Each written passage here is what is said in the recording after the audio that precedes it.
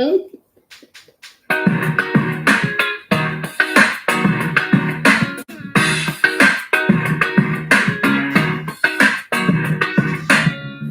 days on the 9 to 5 grind. Fast food lines got love left behind. Dreaming of that kitchen where mama would sing. Cornbread, laughter, and joy she brings. Now it's Saturday, time to take it slow. KC's got the flavor, let the good times flow. I want back that laughter, warmth and peace. That Saturday kitchen where the sold out release. No fuss, just flavor, the love that repeats. We're bringing it home with Weekend Eats. Good morning, everybody, and welcome to FLAVAHOUSE Network's Weekend Eats. I'm Casey, your host. I am. Okay. And I know that I am way behind, but we almost didn't make it here today because everybody in my house woke up this morning sick. Contagions, I tell you, all of them. And I'm trying to stay far, far away. So I'm like, back, germs, back. Okay, because I need to function. So, yeah, that's what's going on. Anywho, thank you so much, Jerome. You started off my day with a beautiful donation. I really appreciate it. You always do. I knew you were going to be here today because of the chicken and dumplings. And I'm here to tell you guys, I can't wait to eat it. Because I've been waiting. I think I've been talking chicken and dumplings probably about for 4 months now. And this is the perfect time. The holiday season is perfect time for all these comfort foods, especially when you got family coming in. It's not just about your holiday dinner. You got to feed them all day long. And what better way to feed your family when you do something that is in a big pot, save you some money, and it's so good. So that's what we're going to be doing today. Of course, we're going to be doing the easy peasy way because we ain't trying to do nothing hard up in this piece. What do y'all think? So, what do you say, Mr. So? I tell you, I miss my heckler every day. I really do. Hey, my sis, how you doing? Hey there. I can't even see. Okay. There, see what it is. Benjamin has changed his handle. So I have to get used to that. Hey, Benjamin, how you doing? Are you ready for the holidays? I know last year you were putting up decorations. Did you put them up yet? Tell me something. I'm going to take a sip of this coffee, y'all. Y'all take a sip of yours. Okay, so I'm not going to complain that beautiful assistant got my coffee lukewarm because she's feeling poorly. She's feeling poorly. So everybody give well, I don't know, do they have sick emojis for people? Do they have those sick emojis for people? Because she's less sick than the others, but she's sick too. So yeah, y'all give us some grace. Thank you. Anywho, like I said, we're going to be doing chicken and dumplings for the holiday, so you guys can get ready to get this done. I am going to be talking about the coffee effect. Now, y'all can let that marinate around your mind while we do this other stuff. When I get to you, see what I mean. And then I'm going to have easy peasy holiday party recipes. You know, some of you are still in office and you have holiday parties, and they may want you to bring something, or you may have gatherings that you have to bring things. Well, I'm going to be telling you about some things that are really easy to do that's going to wow them, but you can take with you at your holiday parties or the one that you have in your house. Who knows? Okay, and of course, there's home cooking story time. I'll figure something to tell you because there's always some of my business I need to share. Anyhow, let's find out. Home cooking is weekend eats. Huh? And by home cooking is weekend eats. Oh, yeah, exactly, for real. So what I'm going to do now, we're going to show you the ingredients, and we're going to get this party started. And, we'll do like we always do. I'm going to drink my coffee. I think I may pop it in the microwave because How cold is it? It's not cold, but it's warm. I like my stuff hot. Yeah, I mean, I like. It was hot when I put it. I want to see the steam rising above it. Yes, I do. I was a little early. But it tastes good. That's what's important. Well, no, because I don't like cold coffee. It's not cold. I don't like lukewarm coffee. Anywho, so what I did, you have a choice. You can get some chicken thighs, 2 or 3, maybe about 4 chicken thighs.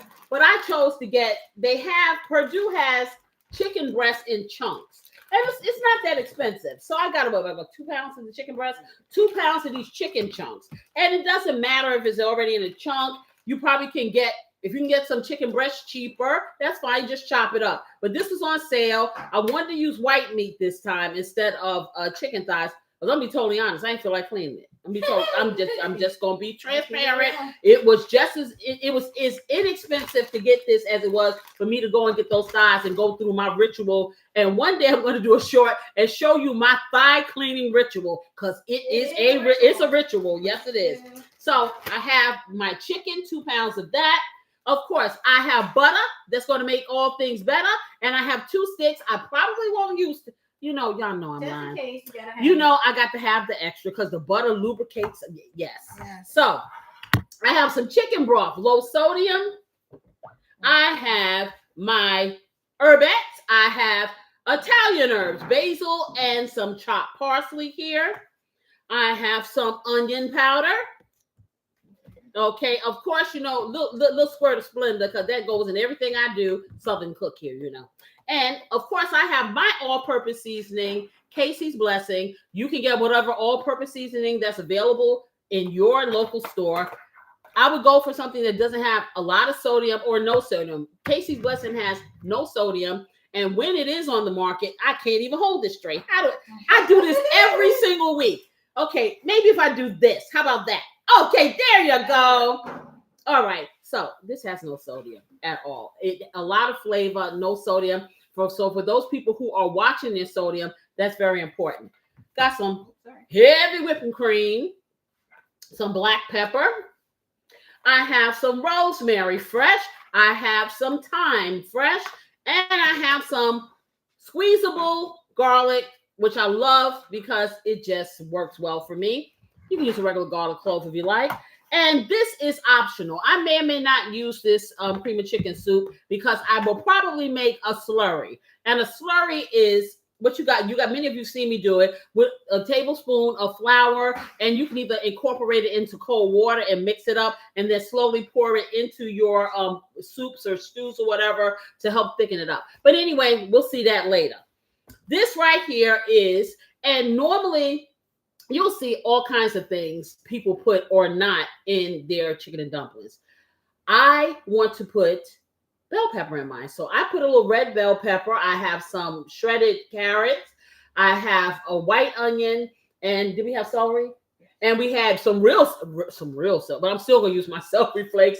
And Beautiful Assistant pulverized it. I didn't want that texture. I want the flavor. If you ever see some of the chicken and dumplings, some people's it looks just completely white because they don't put any vegetables in. Some people make it like it's a pot pie with peas and all this stuff in it. And my thumbnail, the one I did before, I did put the peas in it, but I think I'm going to not put the peas in this time. And this needs to be cut a little bit more because I see it there.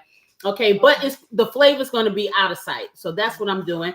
And a shortcut, a hack for our dumplings. So let us begin the podcast, okay?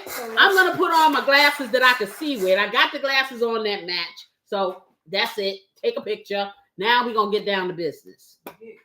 So let me make sure they're clean. And of course, I left all my eyeglass cleaners upstairs. So we're gonna look through the fingerprints. How about that? I'll get you on the line. Okay. So that's nothing but Beautiful Assistant over there cutting up the rest of my vegetables. Yeah, that's good. That's fine. That's perfect. Okay, I'm about to let you guys see. I want everybody to get one of these. I'm telling you. Let me show you my muscles. Y'all want to see? I got muscles from okay. But do you see how nicely it just chops? And it doesn't have to be this fine. You have different levels depending on the pull. Right. So it's really convenient. And I have a whole big thing that my husband bought me, and I love it. And it has all these different attachments to chop things, but it's a lot of cleaning too. So that's the thing. So if you're trying to be really quick, that's the way to go. Yeah, that's the way to go. And he bought that too. We just gadgeted it up. Exactly. We gadgeted it down, up, down, and around. Okay, so let's move this so I can get you some. Okay, so I'm gonna get over here, get my computer and my papers, y'all. Okay. Let me move that over, and I'm gonna move my table out just a little bit so I have some walk and moving space. Can you put the box up? Okay, and we're gonna put our still up here so we can get our computer. Okay. Okay. You want me? Yeah, you grab computer and I'm gonna fix the cord. Okay, so. Oh. Not the box. Yeah, I was leaving the box alone. Yes, I was. All right. So let's bring you over here. You want your coffee? Just like that. Of course. I bet you what, Jerome, I'm gonna drink my coffee today. How much you want to bet me? I'm gonna drink my coffee. Yes, I am. Now I'm gonna have to drink it fast, y'all, because it's not on the heater. Well, I guess you put it back. The heater over there. Well, you know what? I'm not trying to go through all that, but I do need my mouse. You need a pad too? Of course. Okay. So I'm just getting, it is a little chilly down here. I'm being totally honest. Okay. So yeah. Now I'm gonna go Thank you very much. I think that I may have to pump up the volume. Well, I guess when I get to moving around, maybe I won't be so chilly. But right about now, y'all, it's kind of cold. I think this year we're gonna have a genuine winter because it's starting early. It's cold where I am. I don't know about you guys. Is it cold where you guys are? Somebody let me know in the chat. Are you freezing yet, or are you experiencing those long-term summers? The eyeglass cleaner fairy came by. Oh, great! Eyeglass cleaners, everyone. I'm gonna be Oprah of the eyeglass cleaners, and you get an eyeglass cleaner. Let me clean these glasses because I cannot see well through the muck. Okay, you see. I told you she's the less sick of them because she's still singing. Okay. She's still singing. I had to send her other half back upstairs because I was getting depressed. So yeah. Yeah, I was getting depressed with that. Yes. So, but I'm gonna tell y'all, how was your week? I'm feeling pretty good. My week was weeking. My week was weeking. How about that? I don't know what that means. What does that mean? My week was yeah, y'all know what I'm talking about. Don't even try to play me. Okay, so.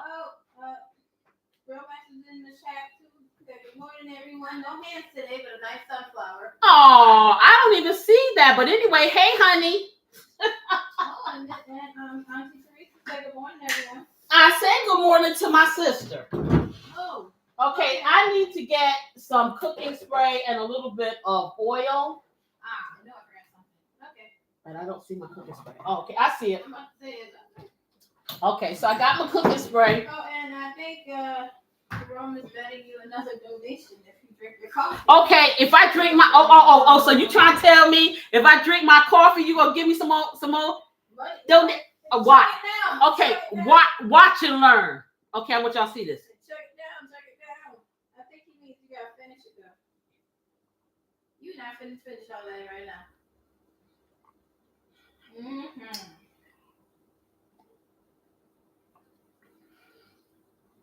And she would give me a whole cup, y'all. Right? I'm gonna drink this. Watch. Okay, I'm halfway there, and we just starting. So, all right. So what I'm gonna do first, I'm gonna take this chicken, and I'm gonna season it just a little bit, because of course, the real seasoning is going to be in your broth or your because mine's is not going to be loose. Mine's is going to be creamy because that's how I roll. So I'm going to season it my way, in my little bag here. And then I'm going to sear this a little. I'm going to sit this to the side because I don't want to overcook my chicken. And it doesn't take any time for chicken breast to cook. So this has been brining in some Adolph's meat tenderizer. So I don't use a lot of salt because it is salt based. But you know what I found? I looked online and Adolph's has a no sodium marinade. It is not the shaker one, but it's same thing, and you can marinate your meat and stuff in it if you don't want to use sodium, and you get the same. I don't know. Well, no, it's not only that, obviously, but yeah, they have. I saw it on I think it was Amazon. I saw it. All right. So I'll look it up, and I'm gonna put it in my live or whatever, my Amazon link, and you can go and take a look at it, you know, and see if that's something you'd be interested in for those people who are concerned about a lot of sodium. I will tell you, I don't use a lot of salt, as you see. Sometimes I don't use salt at all. I really only use it when beautiful assistant be getting on my, you need some salt. Okay, yeah. Flavor, I tell you, flavor. Anyway, so let me get this. I'm gonna get some gloves too. Where are they? Listen to her. I'm gonna get some gloves too. Where are they? Okay, I see them. I see them. They're way over there. They're over yonder. See, this is when you miss the 6 foot tall person because she has to walk all the way around. All he has to do is just lean over, you know. But hey, I'm gonna let him recuperate because he's gonna be on point tonight. Okay, on point tonight. Okay, so let me get my gloves. I just want to make sure because I don't want to touch anything. Y'all know how y'all know how it is. And for all of you out there looking, subscribe. I need subscribers. Yes, I do. Let me tell you something. I'm gonna be totally honest. I get on this show, on any of my shows, and I forget the components of being here. I get so excited because I'm here with you guys, and I'm here with anybody who rewatches or whatever, you guys out there watching on television who I can't see, you know, and I forget, in order for me to continue to be here, I need some subscribers. So I challenge you guys. I challenge anybody who looks at this, okay, and enjoys any part of it. Hey, you may not like it all, but I hope you enjoy some of it. Subscribe to my channel. I need you. I really do. And I need those likes and comments, but I really do need some subscriptions. Okay? 4 likes, Jerome said so. Yes. Bring it up. Okay, so again, let's start at the very beginning. So I'm going to take my Casey's Blessing, which is my fave, because it does not have sodium and it does give flavor. I'm going to, and with this, I can just kind of make it rain. So I'm going to bring this down so you can see how I do this in the bag, okay? And this is the easy way not to touch anything and not to make a big mess. So can you see, beautiful assistant? Yes, ma'am. Okay, I'm taking the Casey's Blessing, and this is what I'm doing, just like that. Okay, that's all I'm doing. I'm going to close it up. Make sure all the air is out. Let me bring this back up. That's it. Quick and easy. That's what Weekend Eats is about. Weekend Eats is about getting the same results that your mama used to do, your grandma used to do, but doing it easier and making it simpler for you because it's not that hard. So now, because I did this method, my chicken gets lucky and gets what? A massage. So I massage this seasoning in. Because like I said, I do this when I really, really want full coverage, then I'll lay it out flat. But for this right here, this is enough because I just want to sear it and put it to the side. So I just want to kind of get a little bit on each one. And I think I'm going to rotate it around. And that's a good thing. You have a bag because see, like that part, I'll just bring it down here. I'll move it over. I'm having fun with this. Okay. And I'm going to sprinkle a little bit more. Mind you, I have not touched any kind of chicken or salmonella. So I'm going to get a little bit more on the side here. Close it up. And you can do this with all your seasoning, I'm telling you. And you just kind of move it around and massage it. Just like that. Kind of like, I don't know if you guys are familiar with shake and bake. Back in the days, they had the bag and you put the stuff in there, you kind of shake it all over there. I was never a fan of that, but you know what? This is the premise. Okay, so let me close that up. I'm going to go over here. I'm going to spray my skillet. Put that over there. I'm spraying the skillet because this skillet looks real cute and real non-stick. Not so much. But it's really big, guys, and that's the thing I like about it. And when you got a family of 7, you don't want to stand here all day long with a traditional size skillet making what do you call it? Different what do you call it? A brain freeze, y'all. Okay, when you're doing batches. Yeah, batches. So that's not what I want. I just got to make sure that it's on my eye properly because I end up with hot spots because this is so big. And even though my cooktop has can accommodate a big bottom, I think this is bigger than what my cooktop is ready for. Okay, what's going on with this? Okay. It said something. It said P. Because I waited too long. No, that's the highest setting. And then H is below that. I don't know what P stands for. P means that you need to place it on this thing and make sure that it's equal. That's what P means. I just gave P a meaning, y'all. P is powerful. Yeah, P is for power. Okay, so I'm gonna get a paper plate because I will be transferring this. I'm gonna heat this up just a teeny tiny bit. It doesn't take much. I put it on 5. Let me get about 2 tablespoonfuls of canola oil. You can use olive oil. I suggest using something that is a high heat burning oil. If you're going to use olive oil, I would lace it with something high heat because I want to sear. So searing is something you do on a higher heat, and olive oil will burn, just like butter. And I just put a little bit in here. Let me get this back over here. I need something. I'm trying to think what it is. Paper plate. Okay. Child, let me tell y'all, I've been up all night long. I'm 63. Okay. Nah, today I'm 63. Okay. Today I am 63 and have had no sleep in 2 days. So the fact that I'm so lively, isn't it amazing? Isn't it amazing? It really is. People say to me, "Who are you?" And I say, "I'm magic." And either that or I've lost a few screws are loose and it's just not connected. Either way. Exactly. I got 3. Okay. And I use 2 of them for y'all and the other ones I split up between life. Okay. What can I tell you? All right. So this is getting warm. I need to get warm enough for it to sizzle. So I don't want it to be angry when I put this meat in here.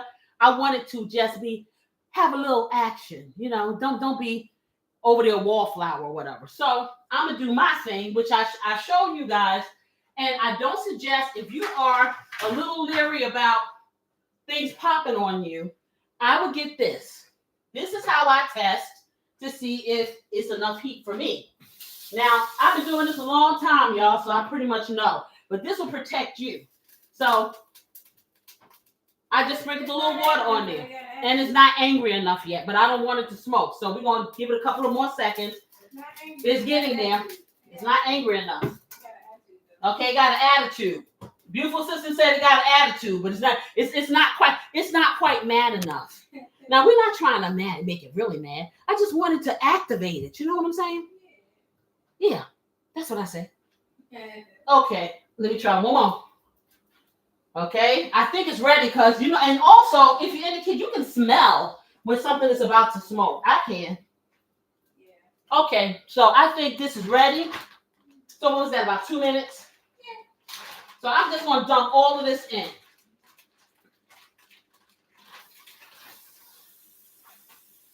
Okay, and see, it's not that mad. It's giving me a little sizzle, but not a lot.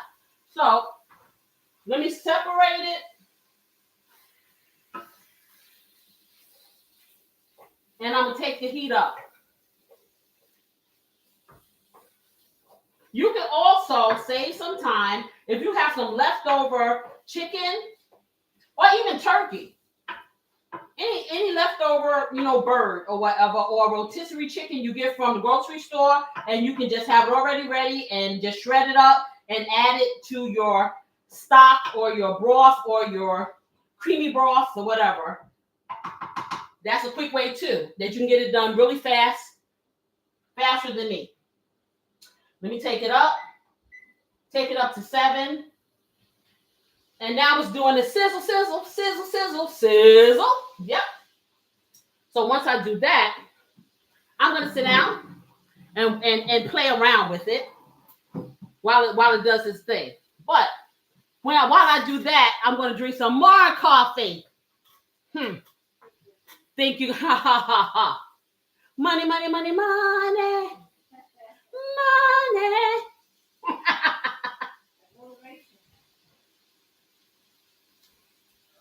No, Jerome gonna have me around here not being able to eat. That's what's gonna happen. Jerome, get your wallet ready. I only got 3/4 left. No, you're right. 1/4. She's right. I can't count. 1/4 left. You got more for left? Well, no. This is the pot that keeps on growing. Yes, right. This keeps on. It keeps on growing. Oh my goodness. I'm not updated because I'm going. So, what you say? Then put some butter on the back of my knees, honey. My knees are fine. It's the back that hurts. Okay. Because you got to roll, Mr. Jerome. Okay, so let me start moving this around. It's on the bottom. I know, but last thing I saw. He gonna tell me put some butter on the back of my knees. Okay. You said butter makes all things better. It does. Well, I'm gonna put it on the back of my spine, okay, to make it all better. Okay. Man, let me tell y'all something. I'm all broke up and I'm this lively. Can you imagine once I fix myself? Oh, I'll be going across the screen so fast y'all have to slow it up and do it in slow motion. Right here talking trash. Oh, and when done, I will see that intercup on that shoulder. I didn't hear you. That's all the message said. When you're done, I want to see the intercup. That's what you said. I still didn't understand what you said. He said when you're done, show him the empty cup. Oh, I'm going. Oh, no. Trust and believe. I don't cheat. I'm going to show you the empty cup. I'm going to prove it. Okay? What's that song? Is that SWV? Somebody prove it or something like that? If you, no, that is. No, Brownstone. What is the song? Yeah. If you love me, say it. If you would trust me. Yeah, exactly. If you want me to drink this coffee, I'm going to prove it. And yes, I know that song message. I did change my hair color. Thank you for those. Oh, who, Jerome? Yeah, that was further up. I didn't see you. Oh, my goodness. Thank you. Yes, I did. I don't think he hear a word you saying. I can't talk anymore. Yeah, you got to come closer. I said thank you. I'll type it. I don't want it. Come on now. It's cold. Okay, what I'm doing is just moving this around, y'all, because I need for it to be opaque and not pinkish colored, but I don't want it to get overcooked because we still gotta break it up and put it in our soup stock. So I'm just making sure that it gets browned on every side. I'm telling you, when you do the searing of the meat, it gives it a different flavor. It really enhances the meal, in my opinion. Okay, but you don't have to, because like I said, you can do rotisserie chicken. And let me tell you something. If you want to give a little sear to your rotisserie chicken, break it up, put yourself a little bit of butter or something, do it really quick, and just kind of sear it really quick and then set it to the side. Don't cook it. I say maybe a flash sear for about 1.5 minutes just to give you that little smokiness. You'll be all right. So I know that using leftovers is forbidden after holidays, but could you potentially use any extra leftover turkey? Yes, you can use leftover turkey. Yes, you can. I know that's forbidden. But Yes, you can. It's up to you. I'm gonna take this down because this pan is giving me nibbly bits, which is good. But I don't want the nibbly bits to stick. So we're almost ready with this chicken, and I can take it out. Yeah, and I'm gonna show y'all when I take it out. Okay. Matter of fact, let me see. Let me see what I want to use to take it. I probably could use the spatula. Yeah, that's not grabbing it like I want to. Let me find something else. That metal thingy you got there. Yeah, I think I'm gonna use it. But this is more so if you're like trying to drain the oil off of stuff. But I'm gonna use this. I like this little thing too. But I just don't want to scrape my pot up. That's the thing. But it does grab things really good. So that's what I'm going to do. Get all that out of there. And like I said, you just want to give it a little, really just with that little bit of seed. But see, Casey's blessing is very, very flavorful. So like I said, just putting that on it, just like this. Hey, you really could slap it in a salad or whatever. It's already seasoned. For me, what I like to do, since I see these little squares, And I like to have chicken in my salad. You know, I can make some of this up and put it in the freezer on the refrigerator and use it in my salad. Or you can use it in like little beautiful sister likes to make quesadillas. Chicken, or those quesadillas you be making? Yeah, from empanadas. She makes well no when you fry yeah, that's all. When she makes a quesadillas, and I love that because sometimes she'll make me that for lunch, and it's really good. So I got everything out of here. Let me put that over there. Okay, this is what you call the nibbly bits. Don't throw the nibbly bits away. Keep the nibbly bits. Because we're going to put a little broth in here and get that out so we can get in another pan. By the way, that's not a full one. How much broth do you need? That was when I was in the fridge. I know. I'm going to need more broth. Because I'm going to make a pretty decent sized pot because your father was licking his lips when I said, yeah. Now, this is what you want your chicken to look like. This is not done. Do not eat this. Let this sit to the side and rest while we do the rest of the thing, okay? So we're going to sit this over here. I'm glad you said that because I was definitely like, I don't have it. No, you're not having any of this. Beautiful assistant has to sample. No, not this. You don't want to sample raw food, do you? No. Okay, give me a second. Now I need to get my little towel to wipe up because see, I see a little bit of grease splatter, so you know I got to get this up. I'm gonna get your other broth. Okay. All right, so now that you have this going on, you have one or two things you can do. You can deglaze this so you can put your nibbly bits inside this pot because this is where all the magic's going to happen right here. It's a delicate balance when you're doing these things because you can put dumplings in. Now you can go through the long Sam Jones, and I call long Sam Jones means all of the rigmarole of making the dough from scratch, rolling it out, cutting out the little pieces, or you can do a drop dumpling. So you can make your dough and things scratch, make it loose enough so you just drop little spoonfuls in to the boiling broth or whatever, cook it for about 15-20 minutes. You do not want to disturb it. You want to cover it. Don't keep messing with it because if you keep messing with it, it'll break them up. If they cook too long, they will start falling apart. So depending on, So it is a delicate balance with these things, which is why I have not made this in like forever, ever. But that was back then. So I figured, right, I'm figuring the easy way. So I am trying something new today with Mary B's biscuits. I've talked about those before. We had those when we did, what was it, the chicken and biscuit thing? Oh, they were everything. So they, a lot of recipes will tell you to use the canned biscuits that you pop and fresh. I'm not a big fan of the flavor of those. I feel like the Mary B's taste more like you mix it up yourself. I mean, it's up to you what your taste buds are. So you can use that. So what I did, Mary B's comes frozen. So I have them in the refrigerator instead of the freezer all night so they can unthaw. I will take them out and I'm going to cut them into small pieces when I get ready to drop them in. But the whole thing is to build your broth or your soup. Once you build your broth or your soup and get it to the flavors you want, that is when you're dropping your dough in. And like I said, you have to keep it covered because you're cooking this. You want to cook this dough. You don't want to eat this stuff uncooked, even though it looks like it's not browned. And if you really want to brown it and you have a Dutch oven that you can stick in the oven, it can stand the heat for maybe about 450 for about 2 or 3 minutes. You can brown the top of it. You can make this in a crock pot.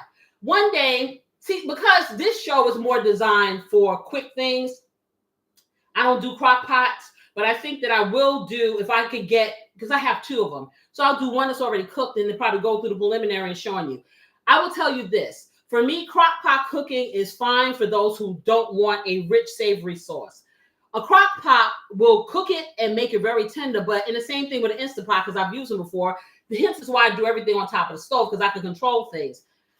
You don't get that thickness of your gravy. It's very loose. So you then have to take some out and thicken it afterwards. You don't mind doing it, you're good to go. Okay. And it is convenient for people. I'm like this. Hey, I know how to time it. I'm going to bring my tail over here and watch it. I have that luxury of doing that, because I work from home. But when you're trying to do things overnight, crock pot. I would suggest I say if you're doing beans or whatever, because I like to have a thickness of gravy to my beans and to my stews and to my soups. I'll do a slurry, and that is what I'm going to do today. So Can you I ask a question? sure. Is it possible to get the same effect from a pressure cooker if you're in a hurry? A pressure cooker will cook it. It will cook it, but it's going to have a loose juice. Oh. Okay, so then you go. If you don't mind having loose juice, you good. Because I know people who make beans, and when they lift them up, it's nothing hugging onto the bean. It's just like soup. Me personally, that's not what I want. I want it, for me, but it's to each his own. Each of those methods work for those people who like that type of texture. I guess because I have a Great Northern Bean video for home cooking with Casey Lloyd. It's the long form video, and it's very popular. It has over, oh my God, 60 or 70,000 views and counting. Okay. And I made this last year. But if you look at my beans, they look like something you just want to sit there and eat by itself, because it's not loose. You have your meat, you have your bean, you have the substance. And really, honestly and truly, Great Northerns are my favorite beans. I think that's the bean that I like the most if I eat a bean. And I can eat it by itself, without any meat or anything like that, because that's how good that recipe is. So you might want to go over there and check that out, because that's something inexpensive, something you can use for a while. There are a lot of things you can do with Great Northern beans. Sunday, guess what I'm having? And I know it may sound nutty to you, but try it. I am going to get some hamburger meat. And they said hamburger meat is going to be $10 a pound because of, never mind. Anyway, get you some hamburger meat, or cheap or whatever, if you can, or whatever you want to do. I'm going to season my hamburger meat up and just make like little patties or steak patties, whatever. And I'm going to have me some Great Northern beans, and I'm going to have some white rice. And I'm going to have a beautiful assistant make me some potato salad and some of that good old cornbread and honey. Okay, I may not be able to eat for 3 tablespoonfuls of it, but I'm gonna eat. That is some good eating. Oh, okay. She wants me to brag on. Okay, we're gonna make beautiful assistant. I told you guys I wanted to do banana pudding from scratch. Well, of course, it took the bananas all week long because they were green. You cannot make banana pudding. You can do it if you want, but I don't suggest making banana pudding with green bananas. You want your bananas to be yellow. Not too many brown spots, because you don't want them to get too ripe. You want to have some integrity. Well, we're going to do it for Thanksgiving, and nobody in our area had any bananas that were yellow. Every banana was green, like it was a plantain or something off a tree. So we had to wait until it got ripe enough. Well, of course, I'm working throughout the week, so I didn't have time to do it. So she came up yesterday while I was working, and she hands me this stuff that looks like banana pudding. Well, I'm going to tell you, Casey does not like banana pudding that is made with instant pudding. That's not my forte. I have not had banana pudding from scratch since I was 25 years old. That's how much I will not eat that banana pudding like that. However, she did her look. I don't know what she did, but she must have combined the scratch and the not scratch. For all of you millennials and you Gen Zers, she did her thing. Okay, she did it. Yes, she did, because she brought that up there to me, and she had her other half bring it up to me because she was scared. She was scared that I was going to say something, and I kid you not, it was delicious. It was light. It was airy. The vanilla wafers had a little texture, but then they had a cakey consistency. The pudding was light like a souffle or a mousse. It was delicious. She had the bananas cut just the right size, so every bite had banana. It was the truth. And that was her first time making it. And I'm telling you, it was the truth. She did that chemistry thing. So maybe I won't make any banana pudding by scratch, because that's a lot of work. I still want to do it, though, because I haven't done it in a while. But she can make banana pudding for me anytime. So I'm thinking maybe next week we're going to have beautiful assistant show you how she made her banana pudding, because it didn't take a long time. Okay, so you have to let it set, but other than that, no. So you didn't cook it. You put it in the fridge. Yeah, I just so she let it sit, but the preparation and up to the setting part. Oh, she said easy peasy. So we're going to have, what are you, Gen Z or millennial? I think I'm millennial. Okay, I think she's millennial. we're gonna have a millennial drive the train on that Christmas banana pudding that everybody gonna be like, wow. I'm telling you. And it didn't take much. Y'all know me. Okay, I'm not gonna lie to you. Okay, if I don't like it, I ain't eating it. Okay, and I'm like, So yeah, next week, remember, beautiful assistant. That's right, beautiful assistant's banana pudding. Her way.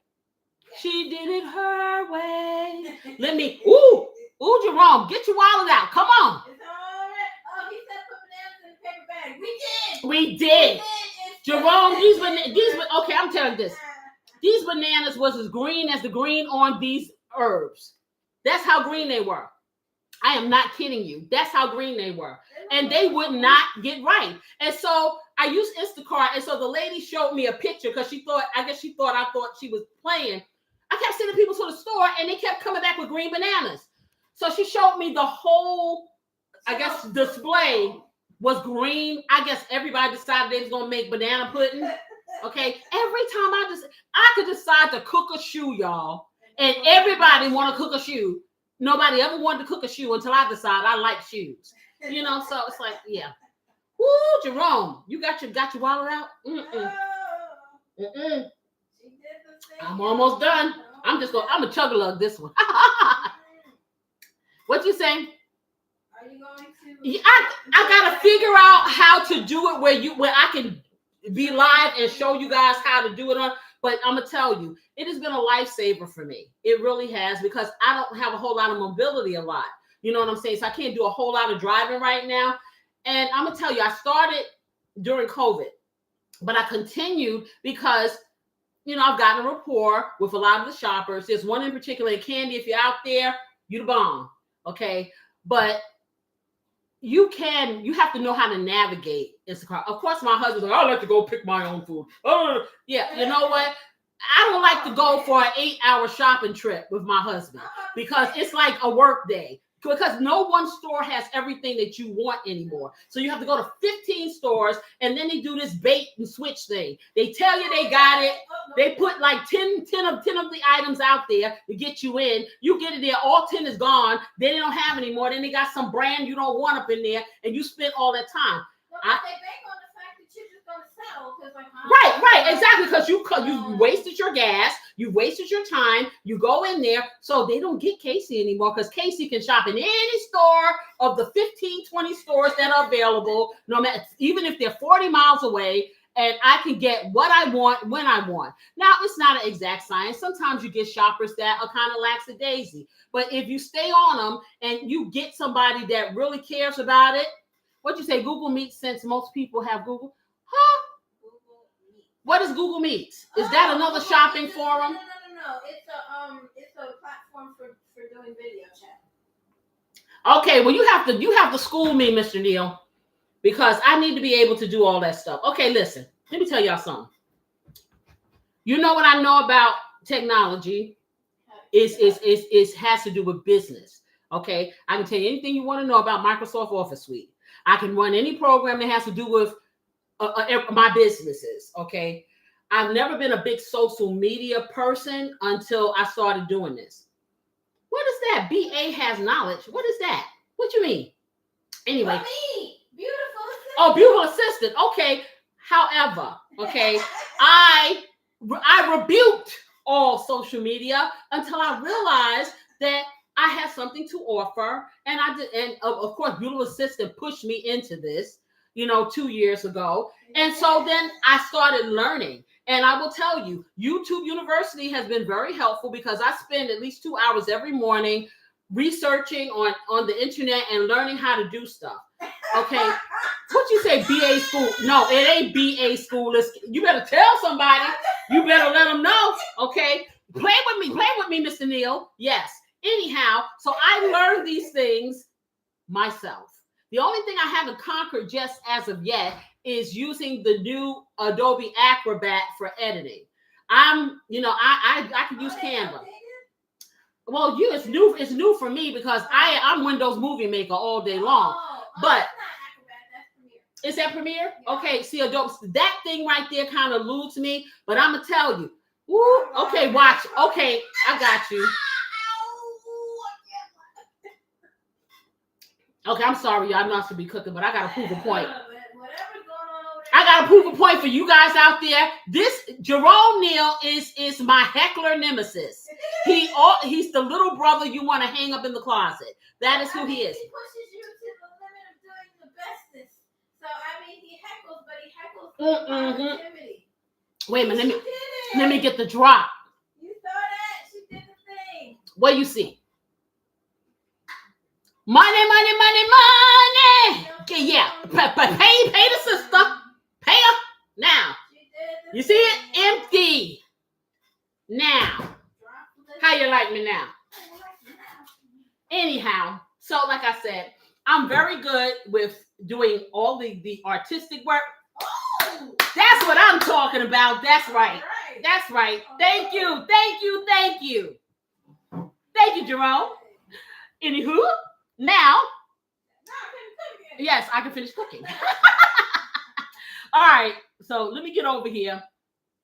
And I'm going to spray this pot here so we can get our nibbly bits and stuff in. And get this on. Yes, it's just the meat. It's just the meat. Okay, so let me put a little bit of cooking spray in there. Back to my technology. So I know a whole lot more than most 36-year-olds, trust me, because I do all of the artwork. I do all of, if you ever look at my thumbnails, if you look at any of my shorts, it's all mama. Okay, so I think in the last 2 years, I've learned a lot. I will continue to learn so I can bring you the best that I got. And this is for you, Jerome. Okay, so I'm going to deglaze this pan, and I should not let it get too cold, but I'm busy playing around with y'all. And for anybody who's never seen the show before, this is how we do. This is very informal. This is not scripted. This is y'all my family. When y'all come here, this is just like y'all coming to my house, and this is how we roll in my house. So if you like lively, if you like a little fruity, if you like, oh, crazy me, you know, like it, yes. If you're looking for a subdued, quiet cooking show where they just tell you what to do, you probably want to pass on, you know, if you see me walking down the street and I start to cry each time we meet, you want to walk on by. Yeah, because I'll never be that. I really won't. And I'm not going to even fudge and tell you I will. Okay, I'm just heating this up a little because I'm going to put a little bit of this chicken broth in here so I can deglaze it just a bit. So I can get some of my nibbly bits because I like my nibbly bits.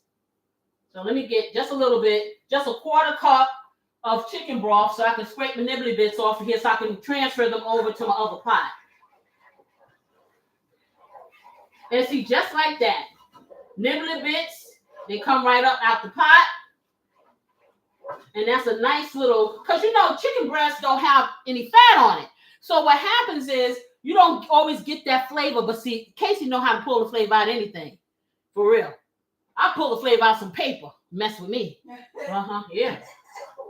So now I got just like that. And I'm going to turn my nibbly bits off because I just wanted to loosen it.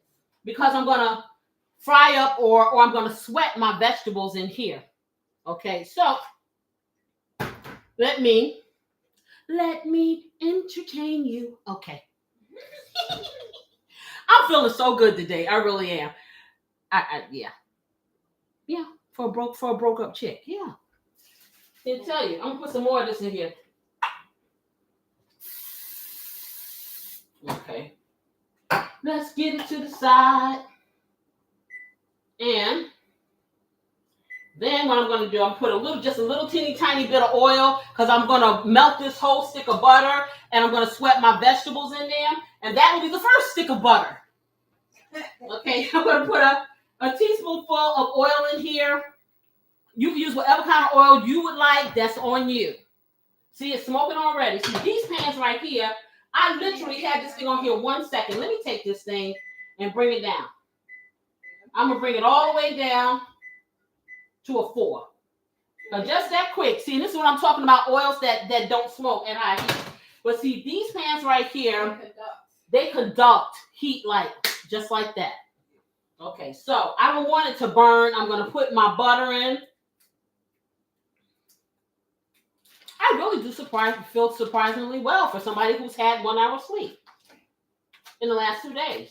See, all the energy that would have been inside of me has transferred to you because it doesn't like sick people. Okay, she's saying that her energy transferred into me. Not. I have more energy than these young people on a bad day, child. Whatever. Let me tell you. What I do need is a roll of paper towels.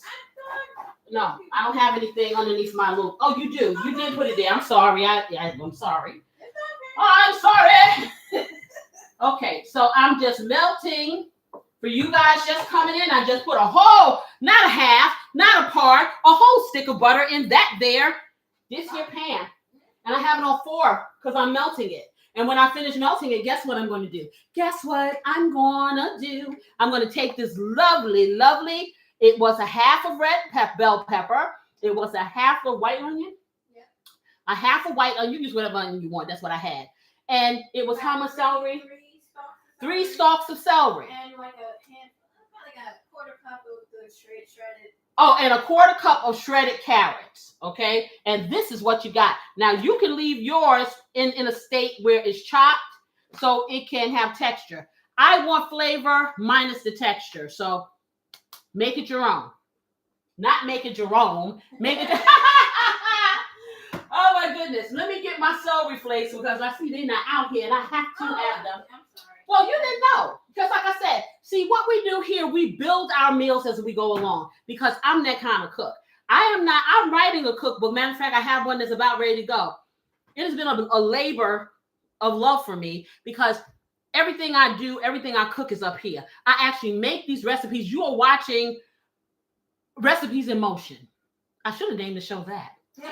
I should have named the show Recipes in Motion because literally out of how many do I have? I have over 100 of these weekend eats shows that I've done over the year. Yeah, going into 2 years. And every recipe is new. Every recipe is created as we go along for the most part. And they're all unique. And this is what I want you to be able to do. I don't want you to ever be able to have to say, what am I going to have for dinner? Just put your mind to it. Put them pieces out there and go for it.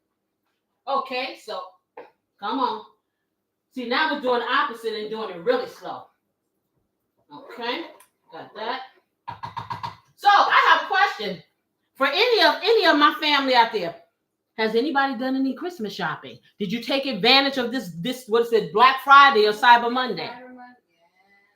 I tried, but I didn't see a doggone thing I wanted. I'll be totally honest. You know, toys are not. These children that I have here, it is the hardest thing to buy stuff for them because they never really, I'll take a pad, I'll take a pencil, give me a replacement cord. Yeah, that. Then I got one. I'll take that $500,000 PlayStation, the number 2. That's just like number 1, but somebody done told them that it got extra stuff going on and it don't. Okay. See, it's not like back in the day when we bought Atari and stuff like that.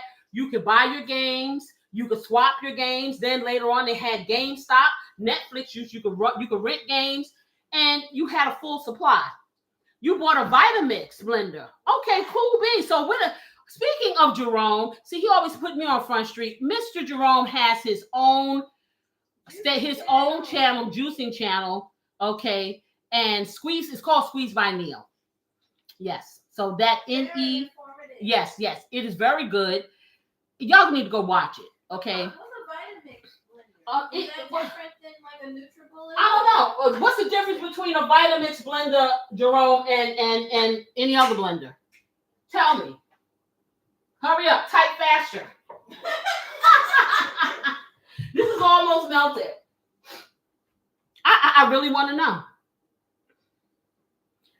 See, this is what happens when you get of a certain age. We won't tell on him, but you know, he got to be able to look at that phone or whatever he typing like way out there, so he can say, "I'm gonna get you." It's your turn now. Yes, it's your turn. But you know, wait. I was gonna say if you didn't catch the sales after Thanksgiving, you could do it, but it'll be after Christmas. Never. Well, no, because they still they trying to get people to buy stuff. So I'm gonna tell y'all this. This is my hypothesis, and I'm standing 10 toes deep. When somebody offers you 50, 70% off, just think about it. Do you really think they lose some money? No. They've already upcharged you 200%. So when they bring a 400, so when they bring it down to half price or almost nothing, if they pay $25 for it, or you paying $25, they pay $1. Trust me, they ain't losing nothing. Those closeout sales, not losing nothing. Don't get it twisted. It's nice that they make you think you're spending less money, but in reality, you're not. So I'm just telling you. Yeah. Yeah, because just like when somebody tells you something is $19.99, that's still $20. Right.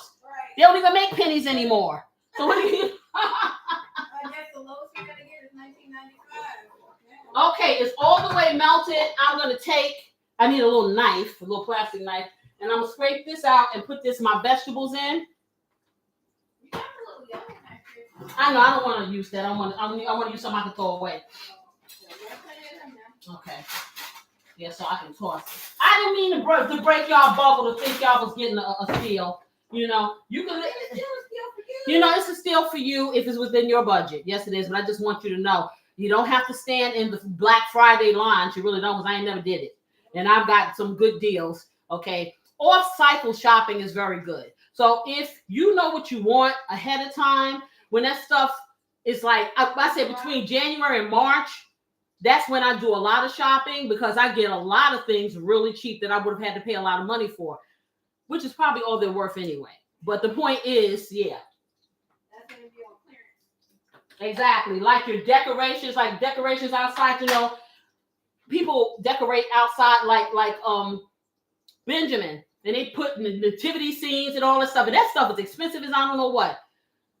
After Christmas, I can get all the animals, I can get the farm for probably about $25. Okay, so yeah. Okay, let me get this in.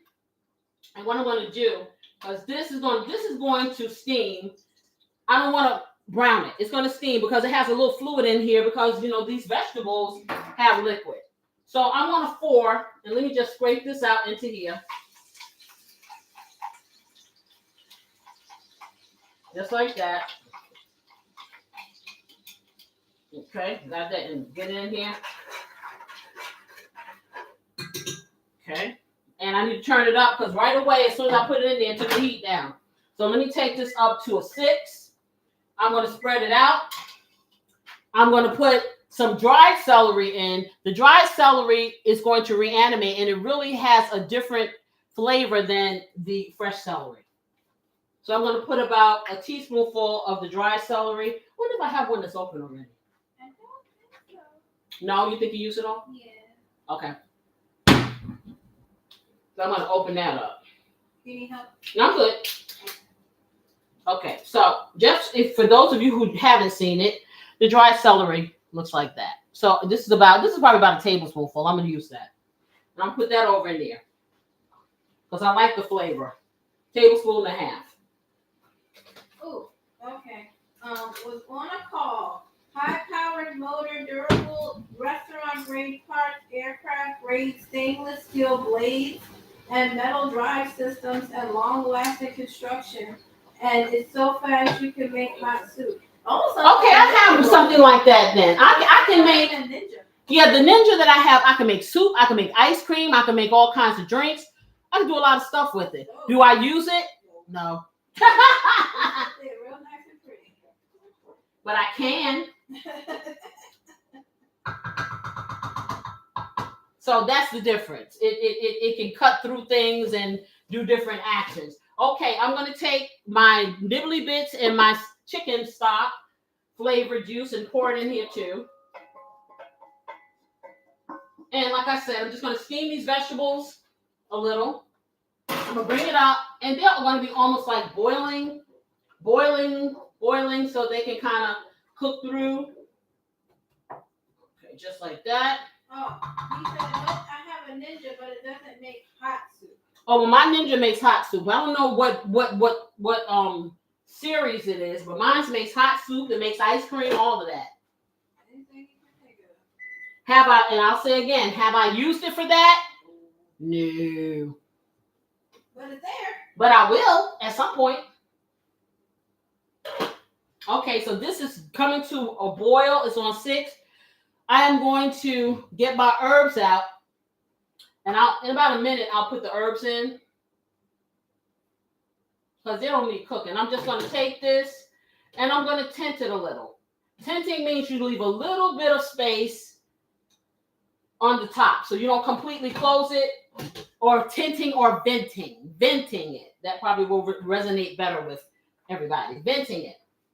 Okay, so you leave a little area for some steam to escape. Okay. All right, that smells good.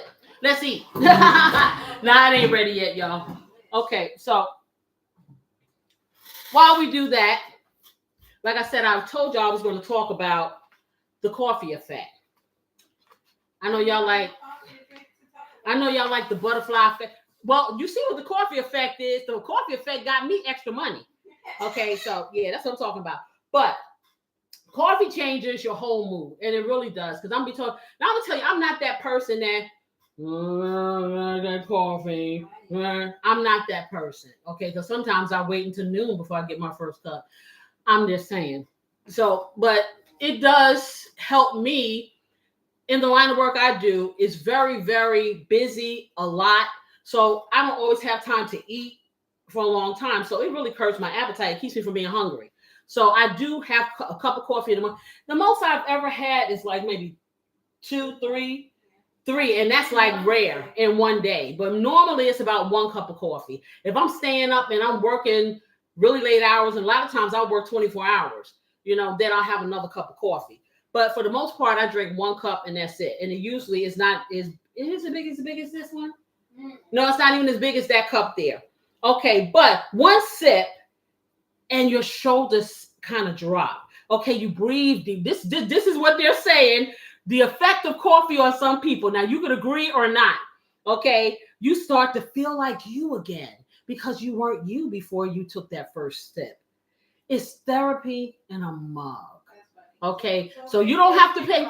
Right, you don't have to pay $3.50 an hour. Coffee is your therapy by about $12.99. Yeah. Okay. Okay. Now, coffee does not make me act like a better version of myself. No, it does not. This is natural. Okay. This without coffee. Yeah. If coffee had to, let me tell you something. Anyway, so coffee wakes up the senses. The aroma hits first. Okay. That's my husband because he makes coffee like a cowboy. He gets this coffee thing, what is it, a coffee pot, but it's the old-timey coffee pot that you heat on the stove. He went and found one, okay? And he makes his coffee like that. And so you do smell the aroma around the house. Do I like the aroma? That's questionable.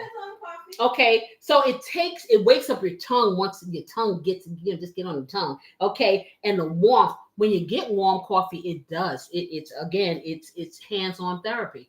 I do like my coffee to be warm. I don't like it so hot that I'm going, But I want it warm enough where I know that it's a warm drink. Okay, coffee is emotional. It reminds us of Saturday mornings with Mama or Casey, because we always have coffee, okay? Grandma humming gospel, family kitchens, and quiet moments alone, okay?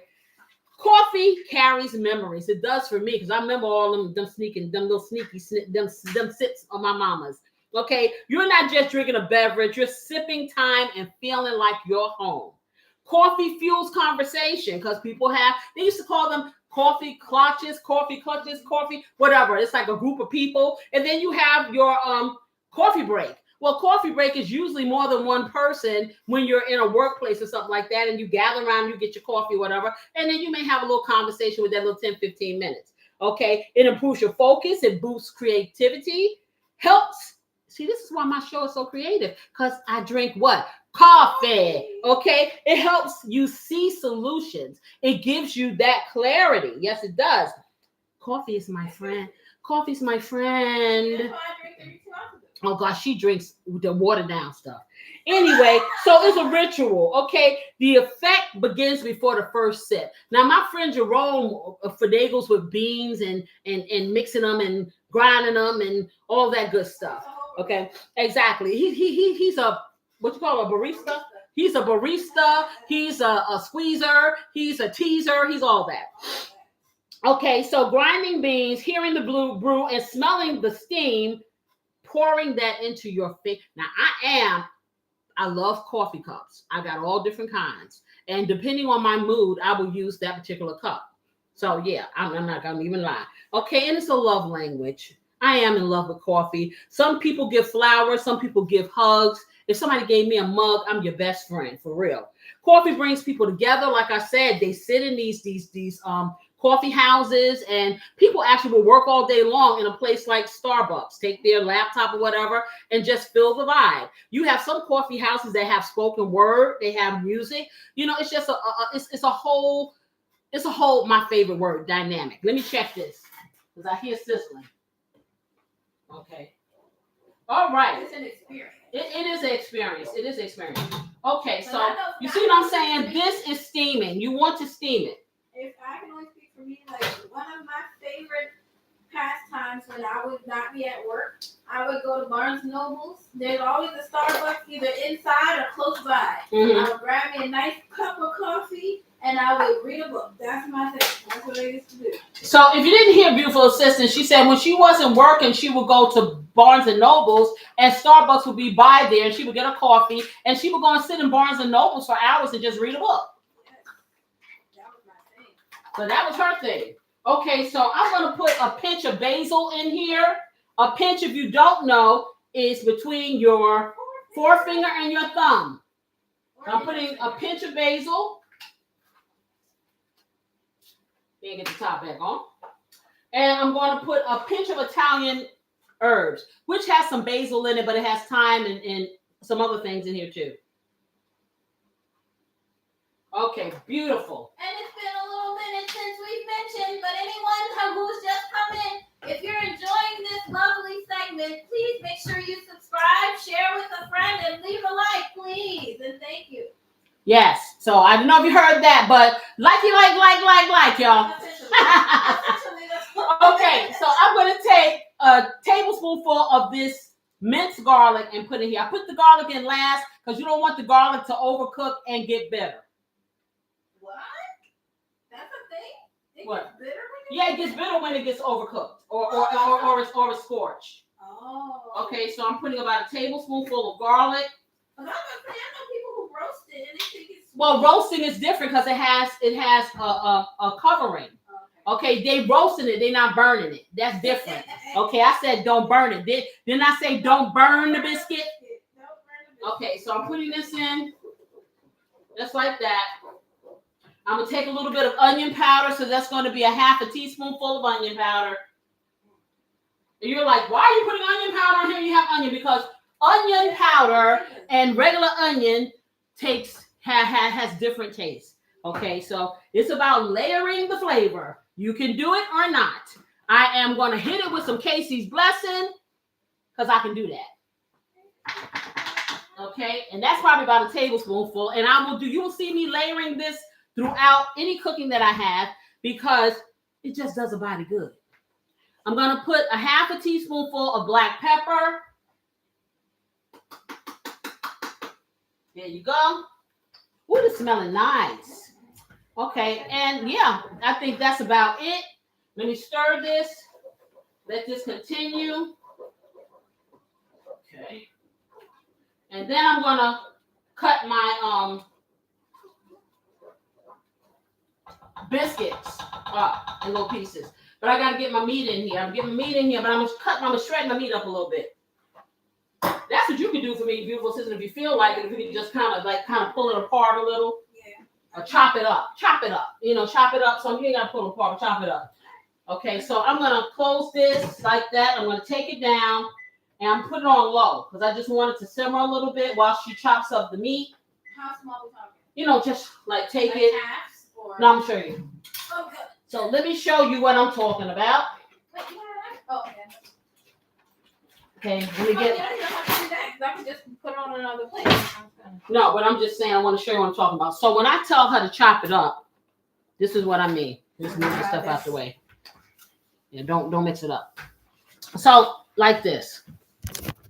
And that can be shredded up or whatever. I guess you can see. So just take it. You see, it's a square. It's a little square because this is not done all the way. Real tiny. Okay. You know, so like that. Or you can shred it up or whatever. Because like I said, when you see, this is almost done. So you're just kind of breaking it up because I want to have pieces of this meat throughout the whole thing. Okay. the whole thing. Exactly. So let me bring this back up. And I will tell you, when you cook your meat and you let it rest, it continues to cook. So that's why you don't want to overcook your stuff. Because this is going to be, like I said, 15, 20 minutes with the dumplings in there. And you don't want to overcook it. Also, what I'm going to do, I'm going to take one of my rosemaries, and I'm going to be very careful with that because these things will come apart. I'm just going to sit it in there, and I'm going to take one of my thymes and do that too. And I'm going to bring it out. I'm going to be very careful, just one, because, you know, I mean, I don't like having this stuff like here in my stuff, in my food. I always remove it. I like the flavor, but I don't want to have the actual stem and stuff in there. I see one that's not all the way cooked. So this is what you meant. Like, right, exactly. Right, and let them see that. Oh. Okay. So this one's just a tad bit. I don't know if you can really see the color too well, but it's like a slight bit of pink inside. It's a slight pinkness. You don't want pink in your chicken. So definitely don't eat it. Okay. So what did I do? I just put everything back? Okay, no, I didn't. Okay, so no, I didn't. Okay, so I'm going to take one of these with a nice thick stem, a nice thick stem. I can't say the word. A nice thick stem. Okay, and put it in here so it can get the fragrance as it's cooking. Okay, and I'm going to bring it up to boy, I can't talk. Okay, and put this back in. This back in here. One of these days, I'm gonna have a compilation of all. Yeah, she's gonna compilate all the times I couldn't pronounce something because she think, oh yeah, they have big fun. At my job, what did they say? They said that I'm the Borg, and I told them they need to assimilate. I sure did. I most certainly did. You're right. I am the Borg. Okay, yeah, exactly. Right. So whatever. But anyway, back to the coffee. So like I said, coffee brings us together, brings people together, you know, not so much. And I've seen people who don't even drink coffee that will sit in a group of people with coffee, have something else because it's a communal thing, you know. So coffee kind of completes us. What do you guys think? So when does coffee hit you? When does coffee hit you the hardest? So do you like get that high and then drop and then you have to replenish, or is it steady for you? For me, like I said, I don't feel like, say, if I'm tired, coffee does not boost me. It just doesn't do that for me. But for some people it does. Okay. And who makes the best cup of coffee in the house? Beautiful assistant makes the best tasting coffee in the house. Sometimes it's not as hot as I want, but I can't even make my own coffee because I don't know what recipe she uses, okay, for my instant coffee, but she makes the best. Okay, and what memory of coffee takes me back? Well, I've talked about my coffee escapades as a child, going around sipping my mother's coffee behind her back and her telling me that it was going to stunt my growth, and I am 5 foot tall. So anyway. She might have been right. She might have been right. Do I have to have coffee to keep my sanity? Yes, me. Yes. She does. I don't. I like it. You asking too many questions. Let's answer them one at a time. Well, I'm answering my own questions because no one ever does. I'm ready to answer. Okay. Go back. So the first question I said, how does coffee hit you the hardest? Okay. Or when does it hit you the hardest? Morning. I have to have my coffee in the morning. It's not even a matter of it waking me up. It just boosts my mood because it just goes down. It's so yummy and it just gives me that lovely boost of happiness to get out of the bed. I am not a morning person. I don't like the morning. No, she's not, because she can't. Yeah, she needs coffee. We got to kind of siphon it through the side of her lip so she can open up her mouth like the Tin Man who needs oil, you know, so she can do more than. I'm like, okay, yeah. Yeah, so I'm gonna find a way to give her infusions overnight, so when she wakes up in the morning, she already has this little dynamic going on. I have my 2 a.m. coffee sitting at the side of my bed. I listen. That right there is questionable because I don't know if I want to have no coffee sitting there all day long to the next day. Me personally, I don't know about that. Okay. Yeah. But anywho, yeah. What's the next question? Okay, the next question is, and I'm covered up the question. Okay, we already know who makes the best cup of coffee. Okay, you do. Okay, what memory does coffee take you back to? And I know what that is, but they were sneaking my coffee and drinking it. Okay. Oh, well, hold on. I have a secondary memory. I used to not only sneak the coffee, but then I had do you remember my little clear crystal glass teacup that I used to love so much until I broke it? I used to be fancy and I would pour the extra coffee in that and sip it like I was a So she was stealing coffee and then making it fancy. Can y'all believe this?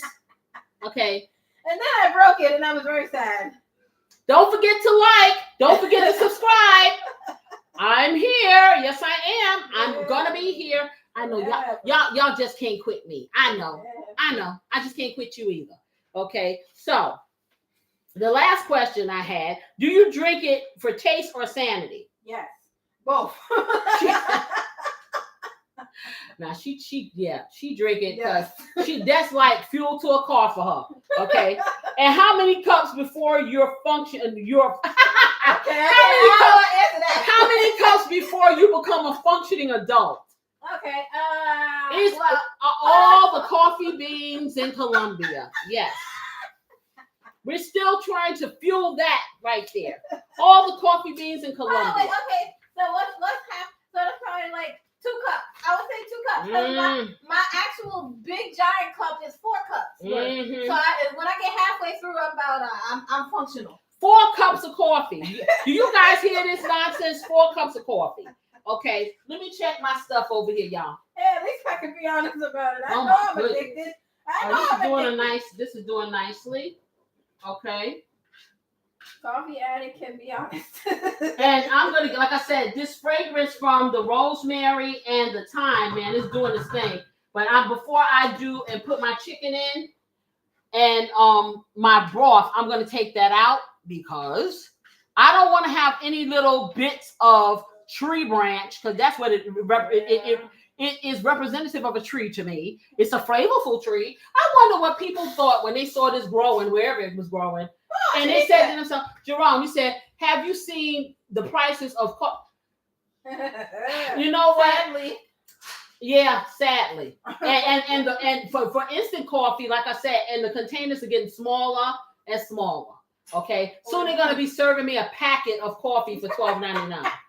Okay, for real. So I gotta hurry up and get me a coffee brand deal so that can be part of my package. Give me some free coffee. You know, for real. Yeah. So I don't know. Agreed. I don't know. Okay. Boy, this is turning into a lot more chicken. It sure is. Yeah, so we're getting a lot of chicken out of them 2 packs. So we may not use all of it. We may have to put some away. They're putting something else. Halfway done, and this is what I got. Wow, that's a lot. That's what happens when you cut it up. Hey there, Recipe Royston, my sister. Good morning. Good morning. How are you? We are doing some, and I know my sister, Recipe Royston, that's the baby sister. She's very, very, very health conscious. So, you know, hey, I'm like the bad thing for her because I make her want to eat stuff that but hey, everything, we believe in being vegans, okay? Yeah. We in moderation, okay? I don't eat this stuff every day. Like I said, y'all know I cook on the weekends, for real, for real. Mm-hmm. I am left to the mercy of a beautiful assistant feeding me during the week. I mean, okay? I do good. Don't say it like that. Still falling.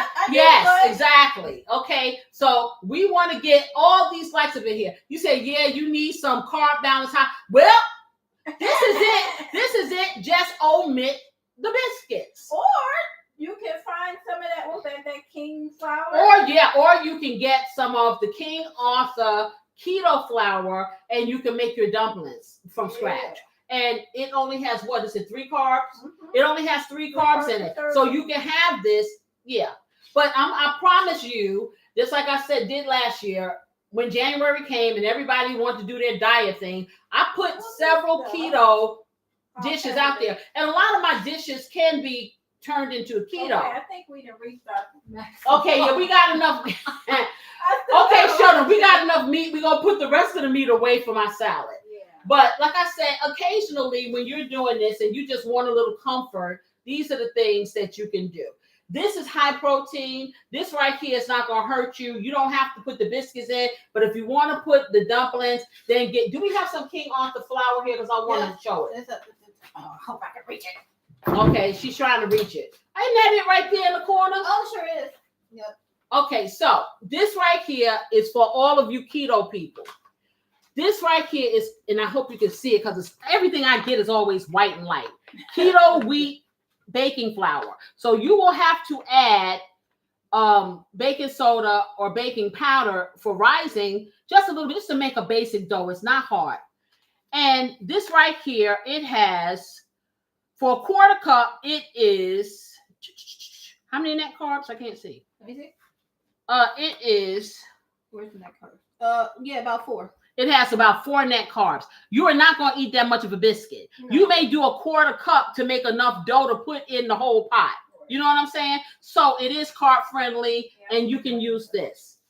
I, of course, am not. So I do use this though when I want to like fried chicken and stuff like that, because it's, you know, it's really good. It's really good. Put the rest of this in the freezer? Yeah, I will put the rest in the freezer. And then we could just pop it in the skillet. Yeah. And finish it up. I will put it in a freezer bag. So she got chicken left over, y'all. So note to self: 1 little pack of chicken, a little dab of If chicken. I had known we were gonna chop it up like that. Okay, yeah, because see, look, That's a lot. this is a lot of chicken. I still have a third of the chicken left after that. I don't know, but if they like it, then what we gonna do? Okay, well then I can put some away and then just finish what's here. Okay, she's gonna put some away and finish what's there.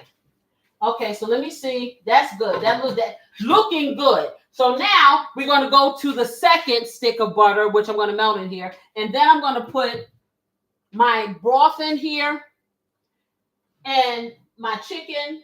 I'm gonna get my broth where I need it to go, and I'm gonna finish seasoning it again, and then we're gonna get these biscuits out so we can cut them up. Do you want this cutting board for that? Yeah. Okay. Yeah, that's a lot of chicken. I ain't mad at it. Okay, that's a lot of chicken. Okay. Look like you took a whole chicken breast. Yeah, exactly. Like a big chicken. Which lets you know that you can stretch this because. Cost efficiency. Yes, exactly. So now I'm going to take, because at this point, my rosemary and my thyme, they're getting soft, and I don't want them to come apart. They've done their duty. I'm taking them out. I don't want them incorporated in the rest of my foods. Yeah. So they come out. That's so weird because then they make powdered rosemary. How do they do Well, that? they don't make powder. I haven't seen any powdered. Okay, the rosemary is not powdered. It's hard. But you know what? What I would do is get one of those things that crushes stuff and make it right and powder it. I sure would. That would be a good idea. And that way you get the flavor without the texture. Right, exactly. So, but I love fresh. So let me let you guys see what this looks like when it is steamed. Okay, this is what it looks like right there, if you can see. Okay, so that's perfect in every way. So when you put that in there. Okay, so I took my rosemary out. I took out my thyme. And what I'm going to do now, I'm going to put this butter in here and melt it. And if you could get the biscuits out. Yep. Just like that. I'm going to put another stick. So it's been 2 sticks of butter. I'm going to stick this in here. This is on a 2, so that is like a simmer. We need to lay that out and see how we're going to. I hope they didn't get too soft. Yeah, kind of soft. You know. But if you, yeah, you're going to need to clean that off. Yeah. Okay. So I hope they didn't get too soft, because if they did, then we may have a problem in Houston. Okay. But we're going to make it work, because we always do. Let me get all tidied up here. Yes. And it kind of soft, right? I'm talking about this chicken. Oh, lots of chicken. Okay. Now, like I said, this chicken's not all the way done. There's some areas where it's a little pink, but then not to worry, because we're gonna have to cook the chicken along with the dumplings about 15-20 minutes, and they'll be more than done, and it won't be dry. It won't be hard. It won't be things that you don't want it to be. Okay. We might want to get I don't know. Let me see how big you want to do because you got to realize they're going to expand. Right. I think you probably want to put that on, lay some nonstick foil on here. And the reason why I'm saying use the nonstick foil, guys, because I let the biscuits get soft. The reason why I let them get soft is because they're frozen, and I don't want frozen biscuits going over into this. It's gonna take too long for it to cook. Exactly. So I'm taking this up, and I'm gonna bring it to a slight boil, and then I'm gonna get my chicken in. Let me put this top on here. Yeah, I think we can too. I'm thinking it's gonna be good. I want them to cut kind of small, and the reason why I don't want big giant pieces of biscuit in there. And I'm just really visual, y'all. You know what I mean? Some people want a big old hunk of burning love. I don't want that. I don't really want that, you know. Well, so if that's the case, how many of these am I doing? Because you know they're real big. Okay, let's start with maybe 6. Or start with 4 Right. and see. Yeah. Okay. I'm just trying to get them out. Because I'm not gonna cut it in 4s. I'm gonna probably cut it in maybe 8s. If I get it wrong. So I'm melting my butter because I'm gonna get my chicken in there, and I'm gonna season it one more time because now you're talking about the whole soup itself. You know what I'm saying? So yeah, you want this is gonna be the last phase. Yeah. First. Okay, I can just remold it. No biggie. Okay. It doesn't have to be perfect because really you could just pick it off in little pieces, but I'm just cutting it. Symmetrical. Exactly.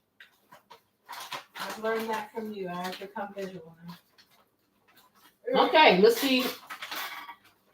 Okay, that's melting. Perfect. Melting. I'll start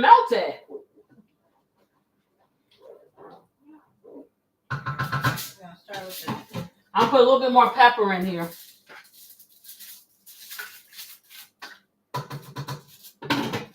Just a 1/4 teaspoon of pepper. Okay, where should I put the already done ones? Well, you just, okay, so you want to kind of make them, I would probably make them half that size. What about this one?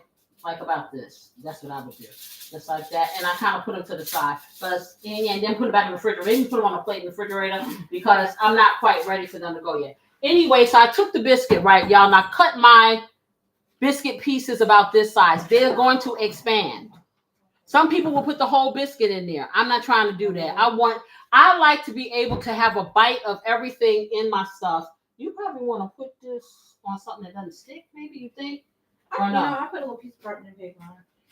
Will the parchment paper work or you want to do foil? I could do foil. But see, they stick together already, you know, because we really let them get soft. So not to worry. We're gonna work it out. It's all right. Okay, we're gonna work it out. Okay, so now I'm gonna take my chicken, y'all. I'll put my chicken in here, yeah, because see, I'm looking at some little bloody pieces right there. So we're going to put the chicken in, just like that. And I'm going to put some chicken broth in here. And let's see. Okay, I'm going to start with about a cup of chicken broth, but you know I'm making a lot for a lot of people. Okay, so I'm starting with a cup of chicken broth. And then I'm going to season this up because this chicken broth is low sodium. It has no real seasoning. So that's a cup. That was what was left inside this little packet here. And so let me go for the new one.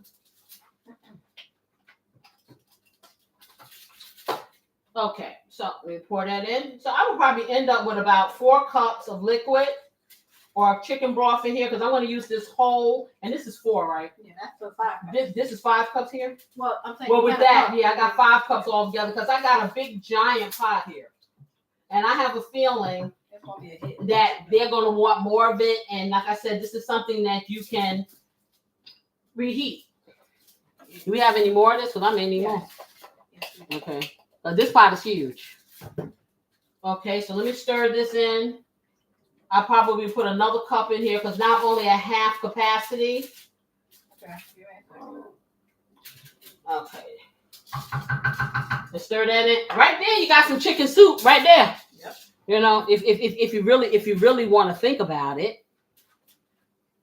I'm going to get a little bit more chicken broth, and then I'm going to season this up. We're going to bring it up to a boil and let it simmer for a few minutes until this chicken cooks through. Because, like I said, for the dumplings will be the last thing, okay? and you want to bring the pot to a gentle boil, and you're going to put the biscuits in, just kind of drop them around. You don't want to disturb them, okay? And so for about 15 minutes, it's very important to time the cooking of the dumplings. If you cook them not enough, then you're going to have dough. But if you cook them too long, they're going to fragment inside your juice, in your soup.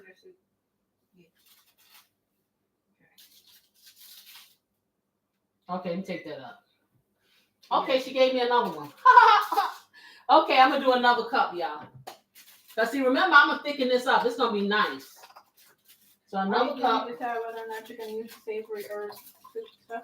I don't know because I got herbs. You know, I'm thinking I'm gonna use the flour slurry, but an easy way, if you don't want to use the flour slurry and you want to thicken up your chicken broth for this, you can use some cream of chicken soup, and I suggest the cream of chicken soup with the herbs.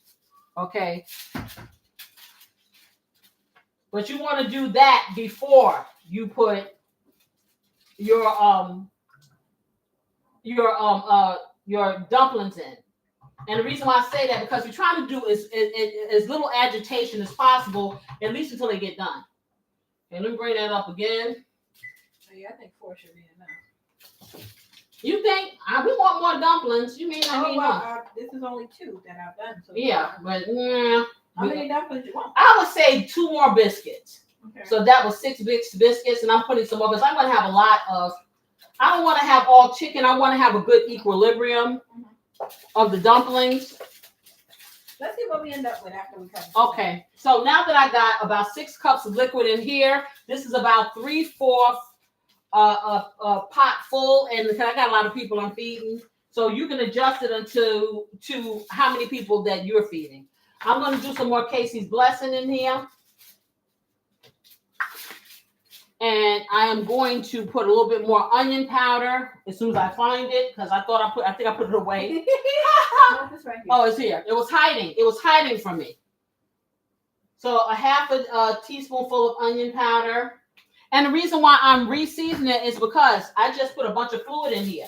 So anytime you're working with fluid, you want to season that fluid because the fluid will water down your seasoning. You don't want to over-season it, and that's why you don't do a whole lot of salt. I'll let her taste it once this chicken is done to see if we need a little bit of salt, just a little taste of salt. But I don't really use a whole lot of salt. I just don't, because it's not necessary. I'm putting some more herbs. I'm going to put some more Italian herbs and basil, because now I'm seasoning this broth. Okay, and I just made a big mess. So I'm doing a pinch. I just made a big mess on my stove. Y'all let's see that. Okay. Now I got to clean it up. The magic of it's live, and yeah. Okay, and so I put a pinch of basil and a pinch of Italian herbs.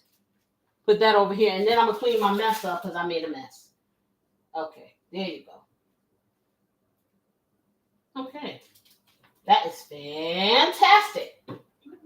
Okay, I'm taking it all the way up. Now, see, just because I said this pan heats up really fast, it's deciding to go slow as molasses. You know, okay, you know, it's just like your kids. You say your child is sick, you take them to the doctor, they get there and they don't act like they're sick.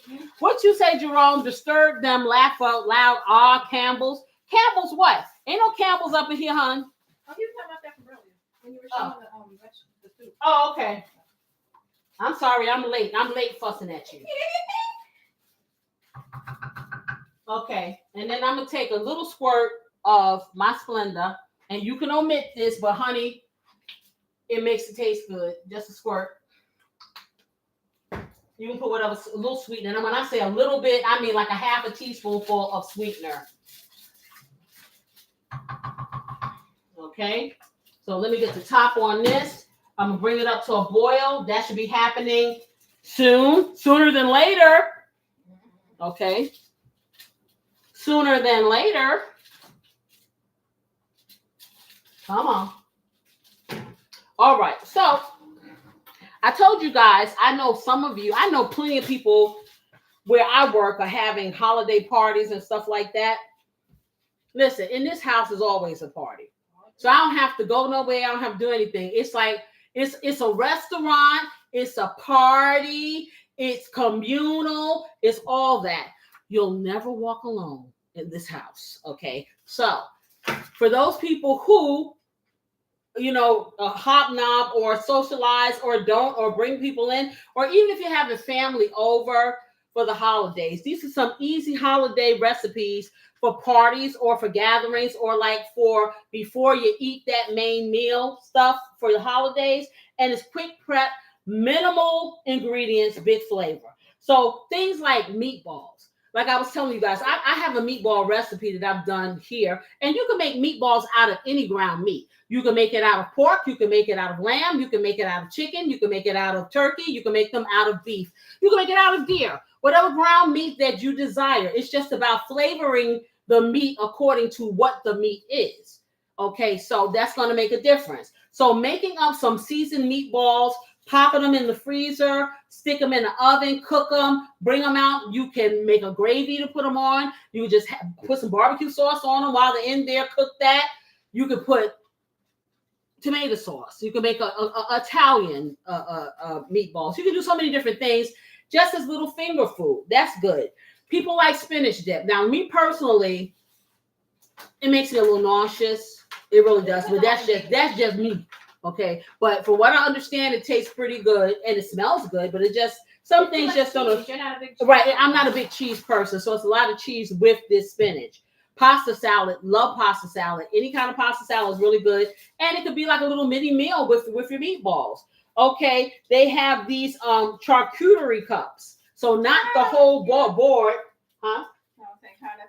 Okay, so they have little, how I am about cups. Everything is a cup, and making my little macaroni and cheese cups and the cupcake meatball finger food like that. Deviled eggs, is always a hit everywhere. Okay, and just little shortcuts. Rotisserie chicken you can buy. You can get some puff pastry, and this is what you can do. Get yourself some rotisserie chicken and get you some nice herbs and some onions and things like that. And make yourself like a little chicken, like a little paste almost, and chop it up really good, and then put it if you want to. Right, if you want to put like a cheese, but it doesn't have to be it's smooth as pate, but just fluid enough, but not wet to put inside your puff pastry. Bake it up, beautiful hors d'oeuvres. Some cheese on top. So that's the thing. Using like you guys have seen me make the gourmet pigs in a blanket with the herb butter. That's another hit that everybody loves, so make little itty bitty pies. There's so many things that you can do that you can take with you, or you can have as appetizers or the precursor to a holiday meal, or just period, like a Saturday when you want a bunch of finger food, so that's the thing. Sausage meatballs, you have stuffed mushrooms if you like mushrooms. Okay, so that's good. You made little balls, did you? Yes. Okay, you need to make little balls, but well, it was easier to get. Okay, she just stuck. This is stuck here. They said, "Don't leave me." Okay, so this is what we did. We took our biscuits and we took 6 biscuits? 5. That's 5. We got 5 biscuits, and I may have you do another one because it's a lot. Yeah, we got a lot of fluid. Okay. So she has 5 biscuits, and you can show them the size of the biscuits. Did you show them the biscuits, period? Okay, and this is getting stuck. So we're going to put this in the refrigerator. Yeah. I started to, but it said non-stick. But this is not, but this is not the non-stick side. Yes, it is. Not here on the back. I don't know. We're going to find out. We may have to reconfigure these. We'll get these in the refrigerator, though. You want me to put another one on? I know, yeah. Put this in the fridge while you're doing that because it's getting softer and softer as we speak. Okay. Oh Lord, she trying to show you the biscuit right now. The biscuits have turned into dough. Okay, well, this is one. Okay, that's not a biscuit. It doesn't look like that. It used to be a biscuit, but you see, now you have the actual dough, and if you want to put a little flour on it, you can roll it out, and you can make strips. You can do, it all depends on how labor intensive you want to be. She's just breaking it off into little pieces and making little balls that we're going to drop in. Yep. And like I said, you don't want to make them too dense because they got to cook. Right. That's why I made them really tiny. Right. So we're doing tiny because they will puff, puff, puff up. really, what I should have did, since she was doing all of that, I could have had her put a little bit of herbs on. Yeah, you know, I always got to take it to another level. Okay, all the time, you know. But yeah, so let's see. Okay, this is taking forever. Let me get this back on high. I don't know why it's not boiling. It's a lot of work. It's a lot of liquid in here. Okay, so I took it up to high, which I normally don't do. But like I said, back for this finger food or things like that, you can take. People are talking about leftovers. There's so many things you can do, or you can go if you want to feel fancy. You know, make little cakes or whatever and sprinkle. Like baby butt cakes. Little baby bun cakes, yeah, definitely, and sprinkle spices on it to make it more festive. You can do things like taking beautiful. Now, if you want to talk about something that's keto and it's a snack for my sister, we have carb-free tortillas, and I think I made that. Oh, yeah, we did make it. It's the little snack with the carb-free tortillas, and beautiful sister cut them up, and she fried them up. And a little bit of bacon fat. If you don't have to use bacon fat, you can use oil, but the bacon fat gives it a really good flavor, and that is keto. And then we seasoned it with the Casey's Blessed, and what else? That was it. We used the little ranch packet. And she used ranch packet one time. But you can season with whatever you want. It's a great snack. It's very, very good. Another keto snack. You could take like chunks of cheese and bake it and make like little cheese crisps. Yep. So, yeah, we got some stuff for y'all. When January comes, I'm going to hit y'all up for sure. So, hold your appetite, sister, until then. Until then, just eat a little bit. It's the time to be able to eat, and then you can work it all Exactly. Then you can, go on there and run them 5 miles you always be running. Yeah, because you run for me and for you. Right? For real. Run for me and for you. Because she's the athletic one in the family. But yeah, those things like that. I will tell you. Come on. It's finally bubbling. It's bubbling. Oh, it's bubbling brown sugar. Finally, it has happened to me right in front of my face. The pot got annoyed with you complaining and said, "Fine." Yes, I'm gonna do it. The pot got mad with me. Okay. He said, "Okay, I got sassy kitchen stuff. I'm telling you, this stuff is always talking back all the time. You know, for real. So it's like I need to discipline my pots. Okay, that's what it is. Discipline. Okay, they just too free to say whatever they want. They need to understand who is driving this train. Okay, for real. I'm just saying. Speaking of driving, well, not even that, but tonight on the Love Rhythm recipe, I just have to tell y'all because, honey, I can't wait. I cannot wait to cook this meal. I'm going to be totally honest with you. I am. Hold on, wait. Do you want me to put this in the freezer so it can kind of get a little solid? It's not going to get frozen. Yeah. So we can pull it apart. So we can actually take it out? Yeah, so we can pull it apart because we done. Real soft. It's gotten a little soft. Okay, so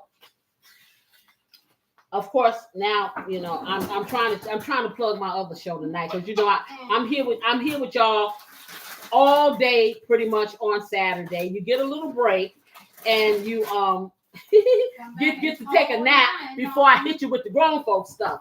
But tonight on the Love Rhythm recipe, I'm going to be cooking some lamb medallions. Okay, if you never had a lamb medallion, you want to eat this. It's not expensive either, believe it or not. Until somebody. I'm sorry. Huh? Yeah, I want to bring it down just a little because it needs to boil and cook this meat some. Okay, so I'm gonna bring it down to about a 7. Anyway, so the lamb medallions are very, very good. And what I'm going to do, I'm going to pan sear them. They're going to be seasoned. They're going to be really good. And then and this is a great Christmas meal.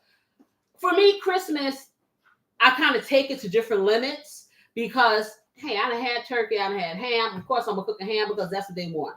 But I like to cook other things. So I decided that I'm going to do some lamb medallions. I'm going to have a savory stuffing that goes with it. Our side also, and we're capitalizing on the medallions, but this is what I'm having with it. And the little itty bitty corn cobs, they have, the Chinese corn cobs, the Asian corn cobs, they have little small ones. I am taking that and I am going to do a rendition of Southern fried corn with those little things. Well, you'll see. Come and check it out. That's just the meal. But we're going to be talking about how the holidays affect your relationship, or does it affect your relationship? So those are the things that we'll be talking about tonight. Because I'm going to tell you, when you get to spending a whole lot of money and stuff like that, sometimes it's not that happy. The holiday is not that happy when you put yourself in debt. So think about that dynamic. Do the holidays hype your relationship, or does it deflate your relationship? So that's another thing. So that's what we'll be talking about tonight. And we're going to be doing some good eats. We're going to have a wonderful, wonderful mocktail that goes with this particular meal. It's pretty darn good. And we're just going to have a lot of fun. We're going to talk that grown folks talk. We're going to talk a little. We're going to laugh a little. We're going to sing a little. We're going to learn a little. That's what we're going to do tonight at 7:30 on the Love Rhythm Recipe. Hey, don't miss out. I'm here to tell you, spend your Saturdays with me. Yes, because I got so much more to show you. Haven't sang that in a while, did I? Anywho, let me just check this out, see what's going on. Because like I said, I don't want to overcook this meat, because I got to stick my put my dumplings in. So I am going to cook some of this liquid down. But see, this meat is getting done already. And I don't know, maybe we should have put all of it in here. Yeah, because I got a lot of fluid. I'm thinking, yeah, because the meat kind of shrunk up. Yeah, but I want to have some meat too. I don't want to just have soup. I want to have some meat. So we may need to put some more meat in here. Put the rest of that meat in. Okay, we can take it out. Okay, I'm going to get my meat, y'all. It's a little cold, but it's not that cold. I'm going to put some more meat in here because I got a lot of liquid and I need to have this in every bite. So let me just get this. Wash off that nice sharp knife there. And get this stuff over here. Okay, so I'm going to get a plate and I'm going to cut up some more of this because beautiful assistant disappeared on me. So I got to do the sous chef myself. All by myself. Yep. Okay, so let's take this out. And I'm going to cut this up. I think I need the rest of this meat. Because, yeah. I don't want broth. I want the rest. I want the meat. So let's get this. Let me chop this up some more. Okay, you're back. So she can. Okay, so finish chop. We need all this because it's a lot of liquid. Okay. Yeah. All right, she's gonna chop that up. Let me get this up. Gather all my stuff and try to clear this up. I have a lot of stuff here. I got paper and stuff everywhere, y'all. Okay, so. Okay, here we go. All right, so. Like I was saying about the Love Rhythm Recipe, that is going to be really good. If you look at the thumbnail, you'll see what I'm talking about. It's really good. But is your relationship hyped for the holidays? That is the topic. And we're going to be talking about these things. And I like for everybody to kind of chime in, because the holidays affect people in different ways. Some people get very, very jovial. Some people get very happy. You know what I'm saying? And then some people get sad, during the holidays. Not just in relationships, but just in general. Because for whatever reason, me personally, I'm be totally honest. I'm happy to see another year. I'm happy, that I'm here. The commercialism of holidays kind of elude me, and yeah. But hey, you go with the flow, especially when you have kids. So for me, I'm be totally honest. I could. I'm not gonna say I'll take it or leave it, okay? Because I like the holidays, but a lot of the, well, I'm gonna tell you nowadays, it's not like it was when I was a kid. You saw everything, and everything was there for you to want. And so my kids are not like that. It's like pulling eye teeth or pulling teeth out of their mouth to get them to tell me what they want, except for that youngest teenager, because he always wants some kind of video system. However, the rest of them, it's like, okay, don't you want something? Well, like I was saying before, toys aren't as awe-inducing. Right, they aren't. The toys just are not doing it for people. For at least of my kids. So and they took all the good toy stores away. Yeah. So yeah, yeah, we'll get back to that later. But yeah, anyway, exactly. So Christmas for me has gotten to the point where it does not, or holidays for me has gotten to the point where it's not so materialistic. It's about being together, and having that time. Kids are out of school if you have kids or whatever, and being able to have that bonding time, and just kind of slow it up for next year and get things into perspective. So, should I just dump this into the pot? Yeah, we're gonna just put that into the pot so it can finish doing this thing. Okay. Pardon me. Okay. Let me move this back. I won't be anywhere long. And I drank all that coffee, Jerome, because of you, and now I'm thirsty. So I need now I need water, because Okay, so what I'm going to do, I'm going to need some flour because I want to thank you. I want to thicken this up some because it's rapidly boiling at this point. Did you put it in already? Yes. Okay. I'm drinking some water. And I'm going to let this cook a couple of minutes more because she just dropped that second batch of the little batch of chicken in there. I want to make sure it's done. She's stirring it. Okay. So yeah, this is what I'm talking about right here. Okay. Because I want enough chicken in here. So say, for instance, what am I getting? Oh, flour. I want enough chicken in here. So say if I don't want any of these little puff pastry things, these little dumplings, I can actually just have me some chicken with the broth. I can have a keto if I want. Not, but no, because I want to have the option. Okay. How much flour? What'd you say? The things people do about a tablespoonful, a heaping tablespoonful in that cup. So Jerome is saying the things people do for money. Yeah, like drink coffee and make you pay me. I sure do. Bring it on. It wasn't even just the money, it was a challenge. It was the principle of the thing. Because you're always talking about me and my coffee. Okay. Well, I drank it today. I'm gonna add a little extra because that's a lot of water. Yeah. Yeah, exactly. So what she's doing is she's giving me, a little more. Yeah, a little bit more. She's putting a little bit of flour in a disposable cup for me so I can have my slurry. Well, my compilation's growing by the second. Yeah, whatever. Y'all be waiting for that compilation because she ain't gonna. By the time she makes that compilation, I will be an Eggland's best egg again. No, well, you know what? I gotta get plenty of content. Oh, you got a whole 2 years almost of content of me saying stuff that I don't need to say. Is that enough? Okay, yeah, that's probably more than enough. Well, then you better have too much, and I don't know. I'm gonna use a fork to fork it. Now, when you want to thicken this, you want to thicken it after your dumplings are ready. Like I said, you don't want to disturb the don't disturb the piece. The tiredness is sneaking in on you. No, it ain't. Not hardly, honey. Trust the process, okay? The tiredness is. I don't know what that is not a word in my vocabulary.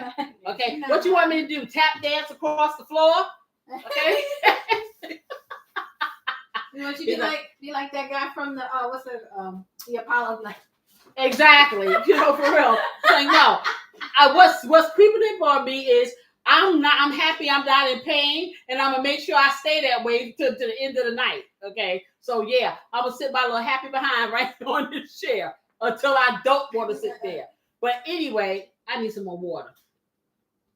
But as I was saying, for the thickening, if you don't want, because some people want it more like a broth, and then they have their little dumplings hanging around or whatever. You needed that. Are you putting cream in that, or are you going to use? Well, I got the cream. I'm going to put probably put cream and a mixture of cream and the broth, because the cream is really going to thicken it. Okay, so then I should put this away. Are you needing any of these? I won't need anything else here, so you can start kind of tidying that up. Only thing I probably will need is a little salt if you say it needs salt, but other than that, Okay. Let's put this back. because the whole thing is to make sure that your broth is so seasoned. When you cook those dumplings in there, you want the dumplings to have the flavor of the broth. You don't want it to taste like a bunch of dough. You know, that's the thing. You don't want it to taste like dough. Remember that. Note to yourself. You don't want your dumplings to taste like dough. See, you should have been following me today, Mr. Neal, so you can make your chicken and dumplings, because you're the one that said that you wanted that. Remember? Uh-oh. Lights don't cost. You're right. Oh, Jerome said lights don't cost anything. They really don't. Let's get them. I mean, they creeping. They may not be registering on you, and you might need to refresh if you're looking on a phone. But yeah, because I see a little more than that. Yes. So, you know, people are dribbling in and out, and I dig it because it's Saturday, and sometimes you want to sleep in. And if you're like me and you're sick, you might just want to. Yeah. And like I said, people have to dig what I'm doing here, you know. So it's like, hey, I'm going to be here forever. I ain't going to say, well, I will be here. Yeah, pretty much I will be here forever as long as they have an internet and they keep me on my imprint on here. But like I said, I enjoy doing these lives. I enjoy lives more than anything else. And I think if I had started doing this before, when I probably would have never done a long form video. Okay. But hey, you got to pay the bills. So you got to do the long form videos too, until everyone catches on to the fact that Casey is going to be here every week in the morning, in the evening. Ain't we got fun? Yeah. For real. Yeah. So I was listening, like I said, my short that I did for this particular episode of Weekend Eats is holiday based, and it's Luther Vandross, and he's singing every Christmas every time. I think it's so beautiful. Y'all need to just listen to the song. You know, it's really the short is really nice. The food is really tasty, and I just like Luther. Who doesn't? You know what I'm saying? I wouldn't care what he was singing. He could be singing A, B, C, D, E, F, G. It doesn't matter. But he was singing. I have two favorite Christmas songs. And I only have two. I can listen to the other ones. But if I had to listen, if someone put me in a room with a Christmas song and I had to hear it repetitively, it would be two. And that would be This Christmas, Donny Hathaway style, and Have Yourself a Merry Little Christmas by anybody who can sing it. You know, it doesn't matter who it is.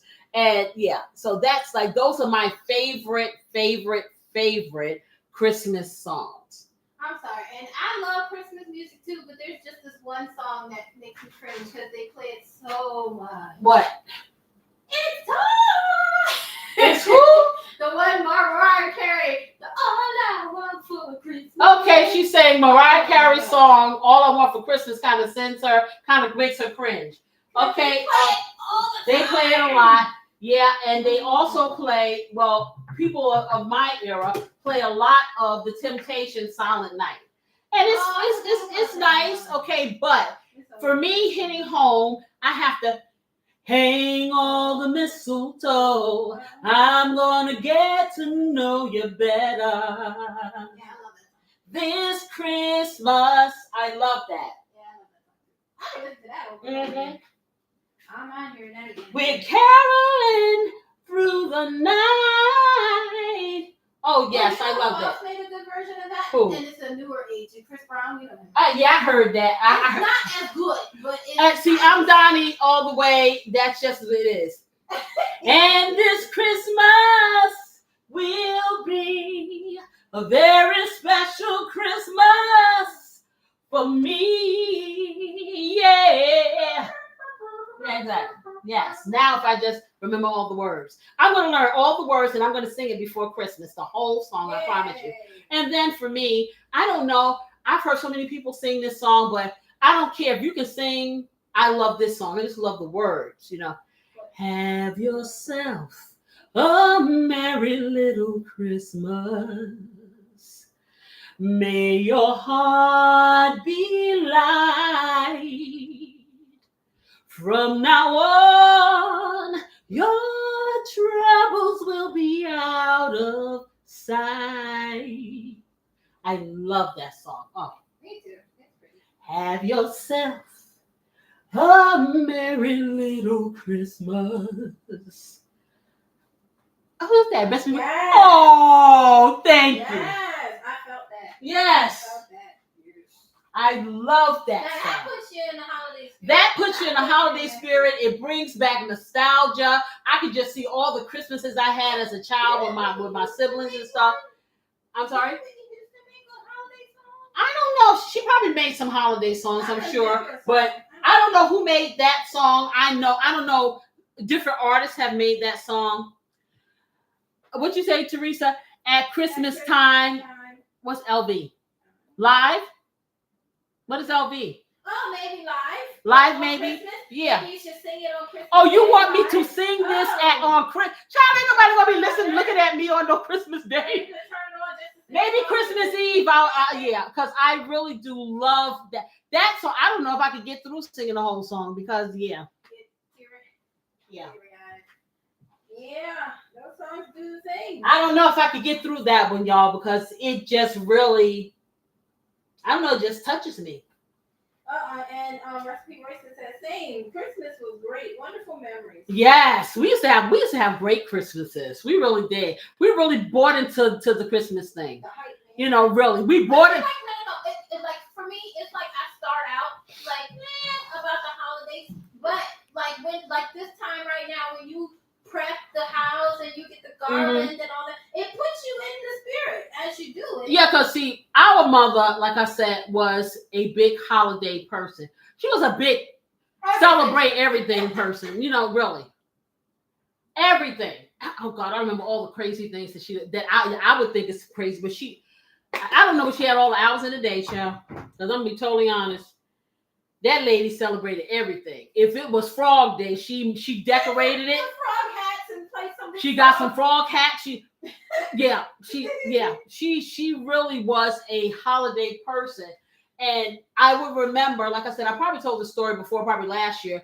On New Year's Eve, the tradition was, and I don't care if anybody else was there, my mother would sit up, watch the ball drop in Times Square, and when that ball hit the ground and it was a new year, she would cry.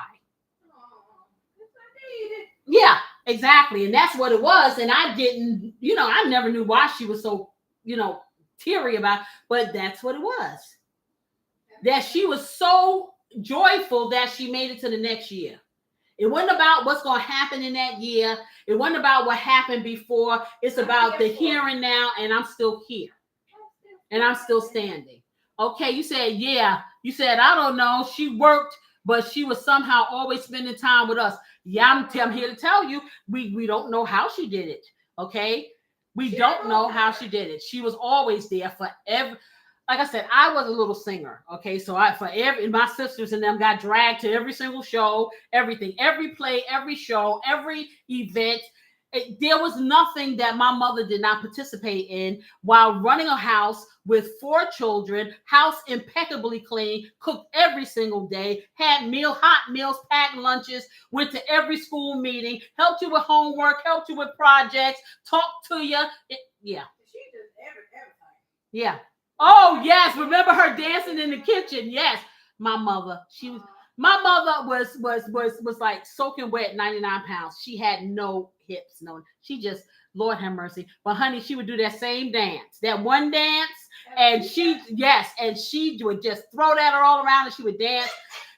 My mother, oh my goodness, if I could just pull the memories out of my head and project them to you guys, because I know everybody thinks, oh, everybody's mom is special to them. But my mother, okay, was the closest thing to perfection. And she was born to be somebody's mom. Really. She really was born. Everybody has a gift in life. Betty J. Barnett was born to be somebody's mama. Oh, and Auntie Teresa said at Christmas time, hears people laughing, smiling, Happy again. Oh, Christmas time. That's all. Cause she got. I don't know. It may be because I have no. Like I said, those are my two favorites. Now, of course, you got your traditional Silent Night. You have Oh Come All Ye Faithful. You have a lot of different songs. Okay. And the drummer boy. Oh yeah. Oh yeah. Oh yeah. Actually, I like that one. What is it? Come they call him Ba-ra-ba-bum-bum. Yeah. I can't remember all the words. Me either. Something about I have no gift to bring. Ba-ra-ba-bum-bum.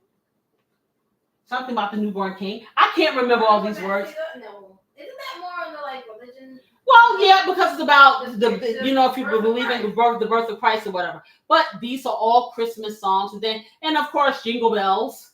You know, how could you forget Jingle Bells? Of course. You know, but yeah. Okay, so I think that this chicken is cooked. So, beautiful sister, I would like for you to taste this broth and tell me what you think, because that way I can put my dumplings in and cook that, and then we'll thicken it up, and then we can plate it up. Yeah, cool. But yeah, see, I can talk. My sister remembers, and she's younger than I am. And then you met my older sister last week or whatever. But like I said, it would be the anticipation, the excitement, of Christmas. I'm gonna tell you this, and you may not believe me, and my little sister probably doesn't remember because she was very young. Because I was young, I was probably about maybe 8. And we lived in a high-rise 24-story apartment in Brooklyn, New York. And I never forget, it was, and I don't quite remember. Okay, put a little bit in there.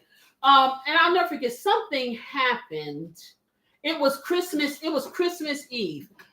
Teresa, this is Luther Vandross' song, and it hits me every year, Christmas time. That's the title. So the title is, At Christmas Time, Hear the People Laughing, Smiling, Happy. At Christmas time? I'm gonna have to go Google. I'm gonna have to listen to that.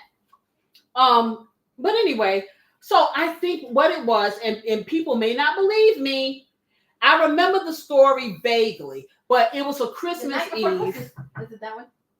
No. Oh. No, I'm telling my story about a real story. Okay. So I was maybe about 8 years old. And yeah, my sister's 6, right? Yeah, she was little, so maybe about 10. But I was young.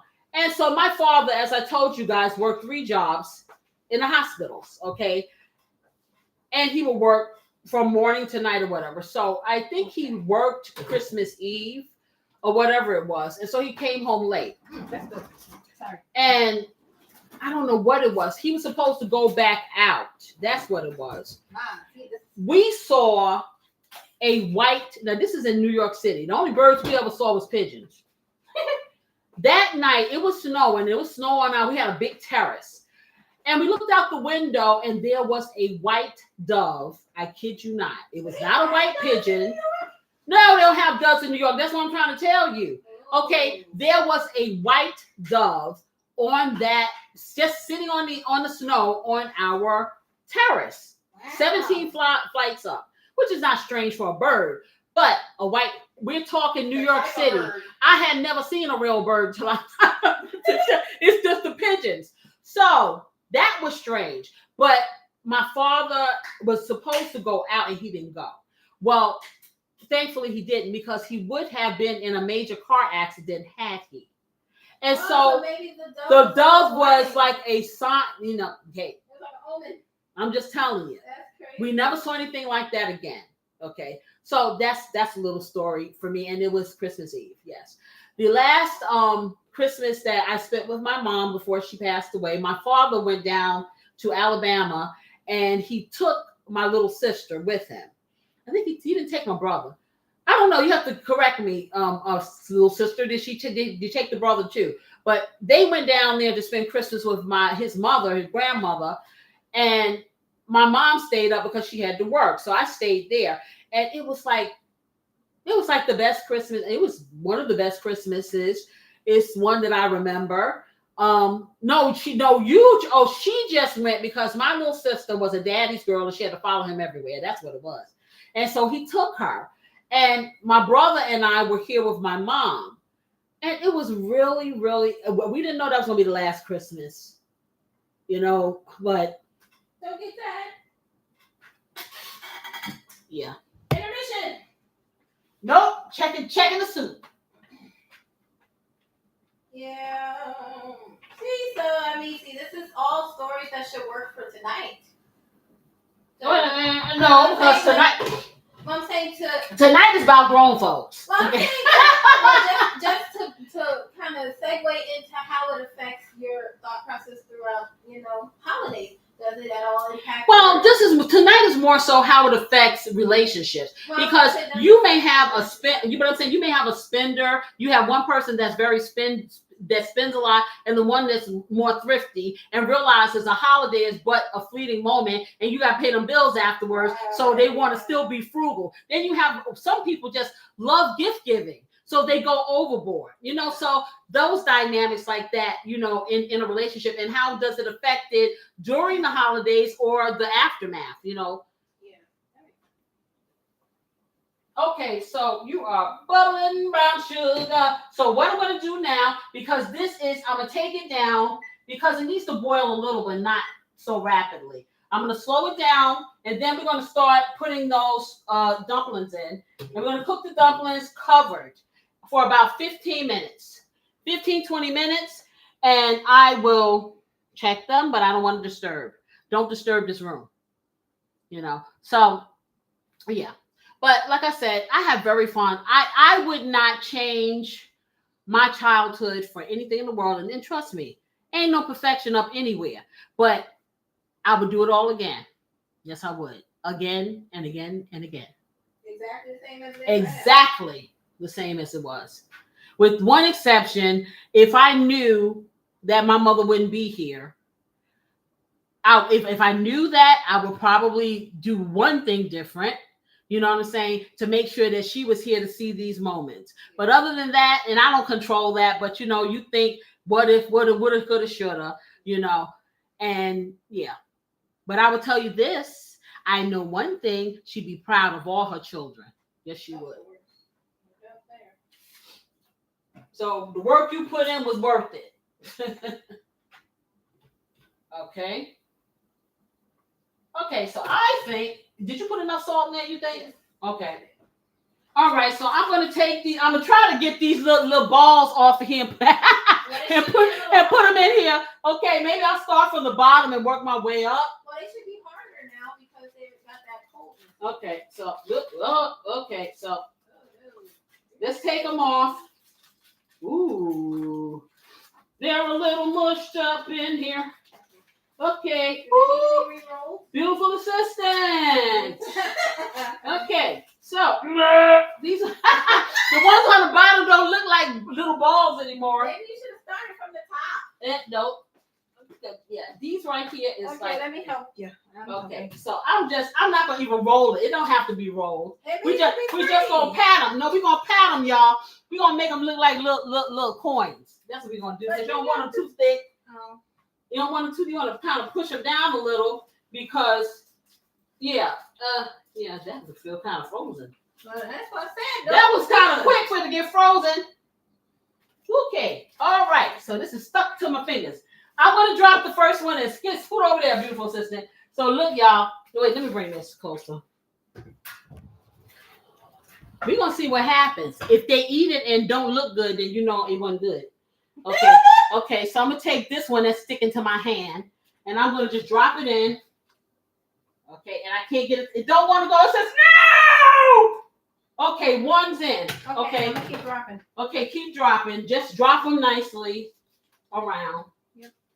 Okay, so just like that. And like I said, you can make these as big as you want or small as you want. So you kind of pat it like that. Yeah, I'm making them like little. Yeah, so she has meatballs, so we're going to pat them out a little flatter. They'll cook faster, probably. Yeah, they will. They will cook faster. And see, right away, they start to flush. Ooh, be splashing. Oh, sorry. Nope, okay. Where's the thingy? What thing? This. Okay, put that in there. We're trying to do this pretty fast. Yeah, so some don't cook faster. Some don't cook faster than the others. Yeah. Okay. Ooh, so pretty. This is like playing with. Hey, little Play-Doh. sister, do you remember when I used to make Play-Doh out of out of flour with salt and yeah. That's literally what this is right now, but tasty.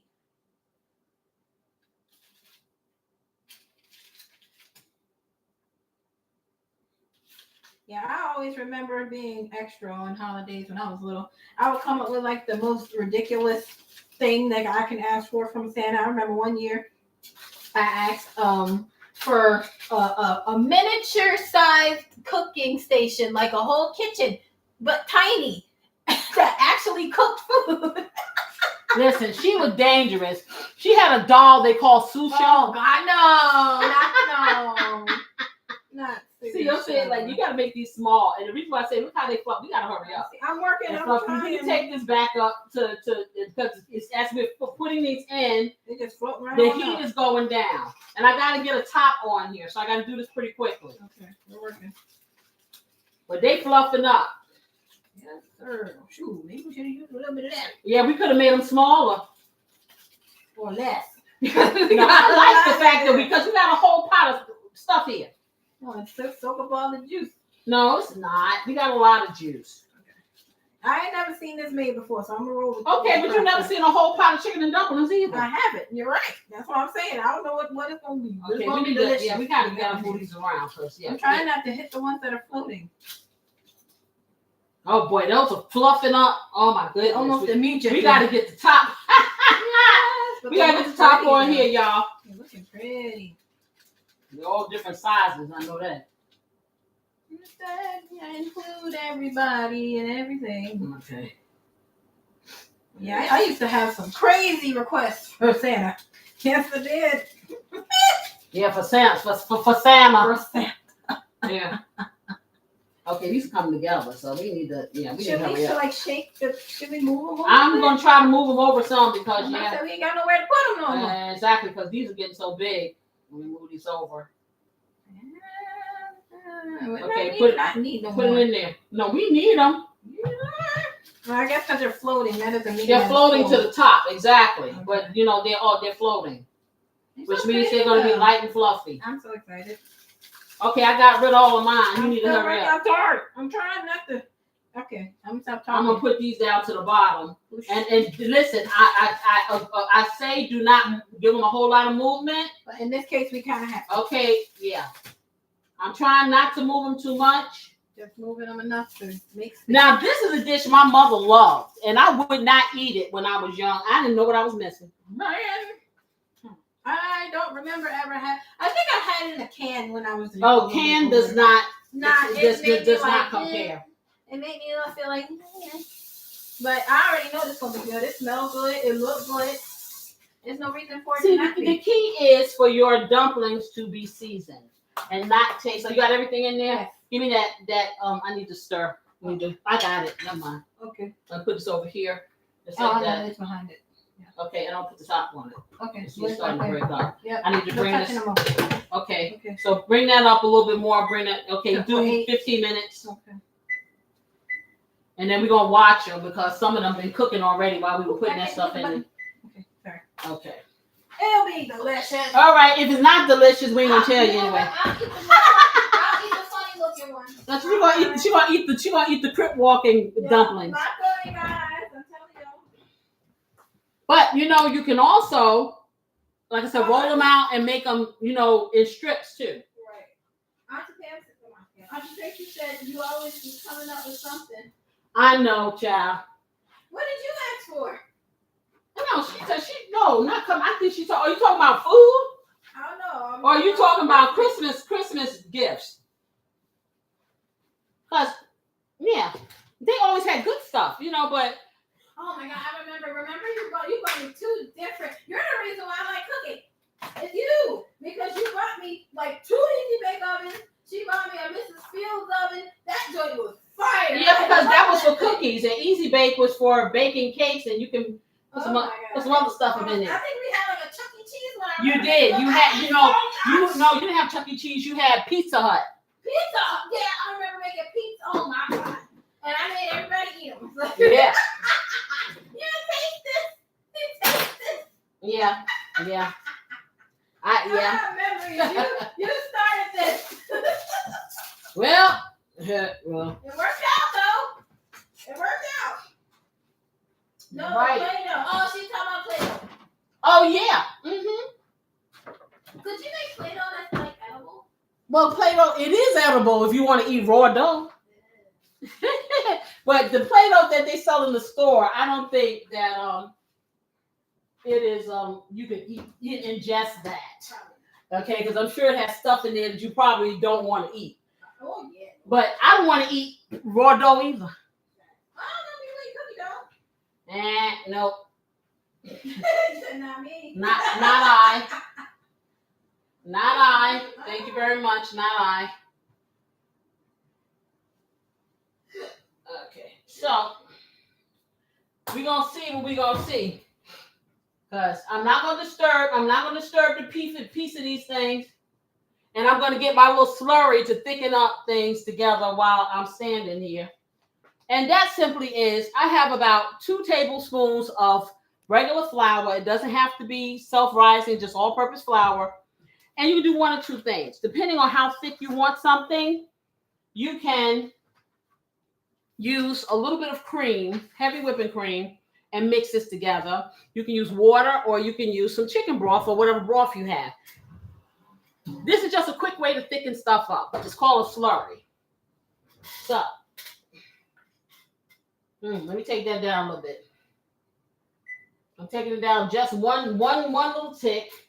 It is so hard for me not to lift this and look, I swear. I mean, but this thing is a glass top, so you can... Now, but it has this condensation, so I really can't see.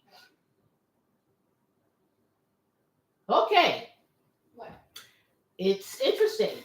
Anyhow, y'all, so I got 2 tablespoons of this flour, and I'm going to put a little bit of fluid, probably a 1/4 cup in here to start. So, because I don't want this to be watery and I don't want it to be too thick. I want it to get creamy.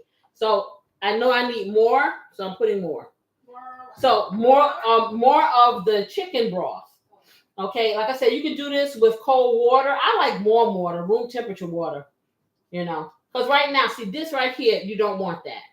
So you don't add too much fluid because you can't take it out, but you just add a little at a time until you get to the consistency that you want and it's no lumps. Because if you do this right, you can thicken your broths and your gravies and stuff like that without having to go through making a roux. A roux is... I did my own kind of little version. Like, I don't know why, like, making it warm first. Like, it was a mistake, I think. It was mental. I was like, if I make it warm with the, like, loose mixture before I pour it in, then it can't clump or anything. Right? No, it's about, it doesn't matter. I mean, it's a mental. I know. Yeah, it's mental. This right here, I mean, really, you can make it with cold water. Really? Be totally, yeah, you can. Not ice water, but cold water. Right, straight out of this. So now if you see how this consistency is getting? So I'm just stirring, making sure there are no lumps. Now, one other question I have. Can you make slurries ahead of time or will it thicken? Well, it probably, if you let it sit too long, it will thicken. And if it thickens, you just put a little bit more fluid in it. Okay. That's all. Now, if you use self-rising flour, of course, it's going to thicken even more. Right. Because it has that baking powder, baking soda, whatever component in it. Right. That's what I was thinking. Okay. But, yeah. Okay. I swear, everything in me wants me to throw some fresh herbs on top of these, but I don't want to open it yet. I'm going to let the time go by, and then I'm going to open it, and then But I do really want to put some seasoning on them. I really do. They don't even need it. Oh, I'm talking about on the dumplings. Right, I'm saying they don't even need it because all of those herbs that you put in. But they kind of sitting on the top and floating on the top there. Oh, you can't. And I don't want to move them, to kind of move them around. Yeah. So, but that's okay, because that's all right. That's okay. We're going to eat it anyway. Okay. So what I'm doing now is just making sure it's very smooth. And as you see, this is perfect. Now you're like, okay, this is watery. How it's going to thicken it up? When you put it in here and you start reducing it, it'll thicken it up.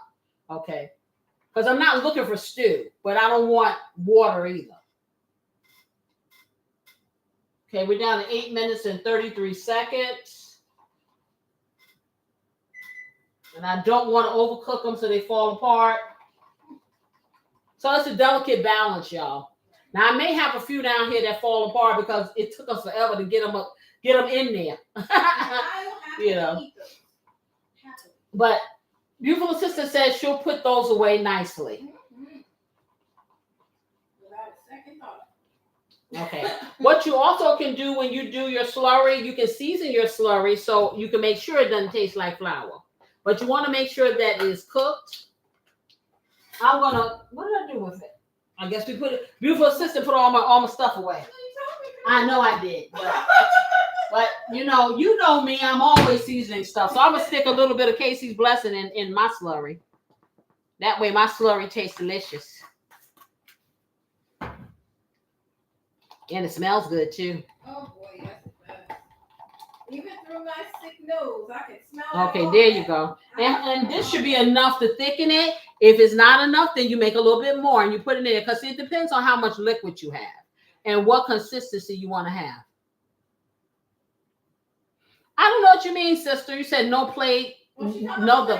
Oh, the play dough. Oh, I thought you said no play the dough. Okay.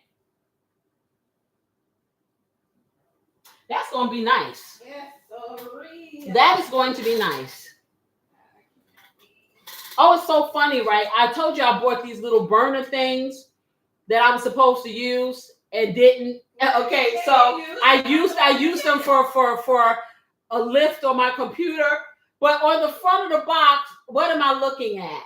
Chicken and dumplings. Word? Oh, Yes, I'm looking at chicken and dumplings on them. I'm like, wait a minute, that looks familiar. Yeah. What are your favorite Christmas songs? I know my sister Teresa said Luther Vandross. Well, anything he sings, I don't care what he sings. Okay, I haven't heard this one. I may have heard it and not known. Okay, what is your favorite holiday song? Okay, because it doesn't just have to be Christmas. It can be whatever holiday you celebrate. Or not. You know? I don't know.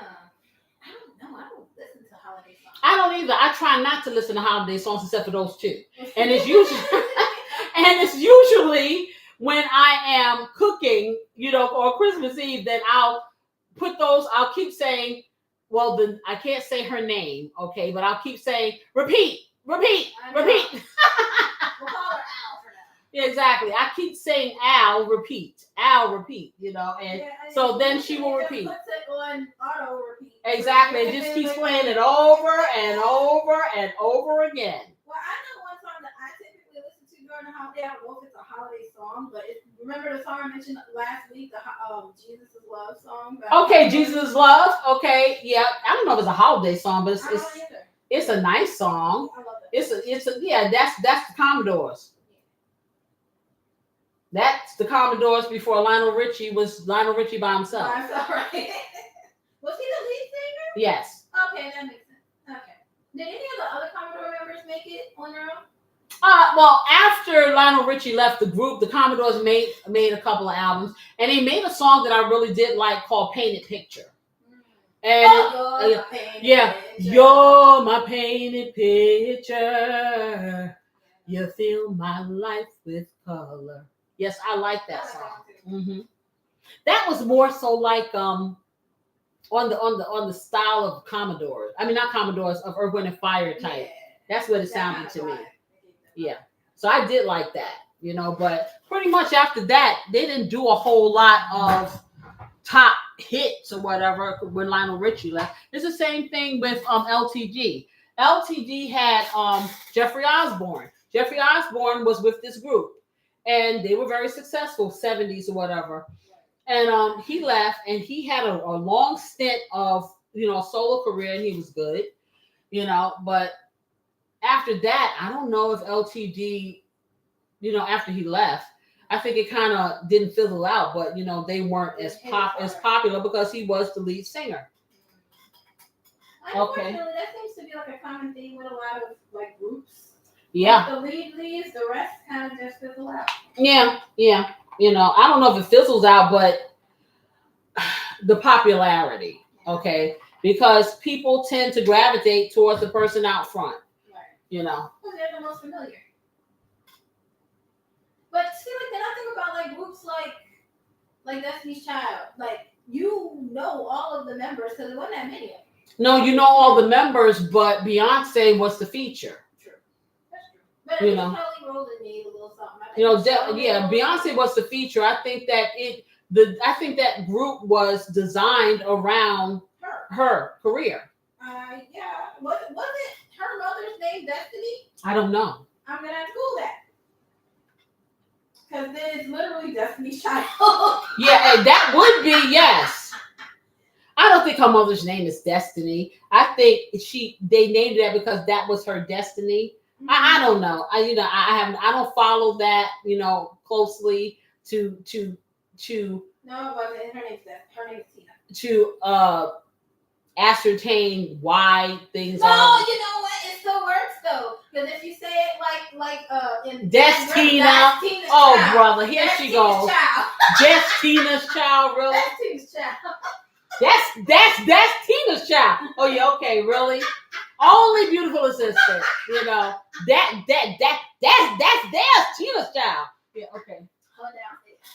Okay, yeah, her downstairs. Only beautiful assistant. I'm here to tell you.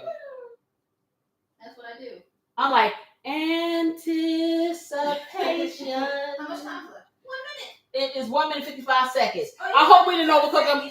Anticipation is making me look. I shouldn't pull out the plate. Well, you can get the bowls out, but I gotta thicken it up. I mean, how long does it cook after that? I'm gonna thicken it up. It shouldn't be a few minutes. Okay. Because you can thicken it up without this if you just want to leave the top off and let it reduce. But because I want the juice, I want the soup part, I want it thick, I'm gonna thicken it up. Right. Okay, now we just have to keep our fingers crossed that these the dumplings haven't overcooked and don't fall apart on me when I start doing the slurry. If it does, it doesn't matter. Guess why? Because you're gonna chew it anyway. Yeah. It's not about the visuals. Oh yes, it is. It's always about the visuals. I'm sure you can pull a few cute ones out of there, but for the most part, it's about the taste. Okay, we got 47 seconds, y'all. Count down to the second. I stumbled on this photograph. It kind of made me laugh. Now I'm fading fast. Oh, back down memory lane. I know that song could you. Yeah, but I don't know because I really never did. I didn't really sing a whole lot of Minnie Riperton because that lady's voice was like something coming from heaven, the angels or something. She hit astronomical notes and hit them on key. Okay, for real, without even trying. The next in line would be Denise Williams for me. Okay. Time. Okay. Off. Nope, I ain't got no minute. Let me get that off. Off. Okay, this is gonna be the moment of truth. Let's see. Yeah, dong. Yep. Okay. Let's see. They look fluffy. Ooh. Let me see.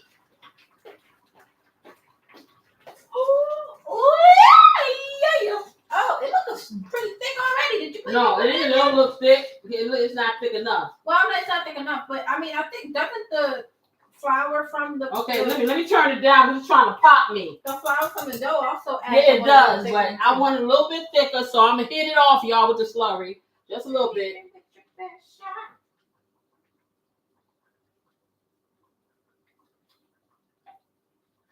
Let me just try to get my slurry in the middle. Says do the slurry in a hurry. Yes, do the slurry in a hurry. And let that cook. You want to taste one of the dumplings? Yeah. Okay, I'm putting the rest of the slurry in, y'all. Does it taste buttery enough when you tasted it? Yeah. Everything was good except just a little teeny salt. And I put a little teeny salt, and it was good. Okay, get you a Onion spoon or something. Okay. We'll do it. Yes. Dang it, then I should have probably went around The other way, right? We got all these wires, y'all, so that's why she's doing these acrobatics. Oh, this is looking nice. Oh, right. I melted my fork. Yeah. Ooh, they're nice texture. Should I just take one? Yeah, take one and tell me if it tastes done or if it tastes. Yeah, they literally trying to fall apart. Oh, no. Mm. Mm. That's good. Done? Mm-hmm. Okay. She says it's done. We about to plate this puppy up. Yeah. Oh, wait, you thickened it already? Yeah, it's thick. Okay, I'm gonna throw a couple of a little bit more herbs on top of here. Because I just for the aesthetics. I didn't even have to use the cream because the slurry did the thing. So I'll get the cream back in the fridge and I'll get my parsley out for the beauty.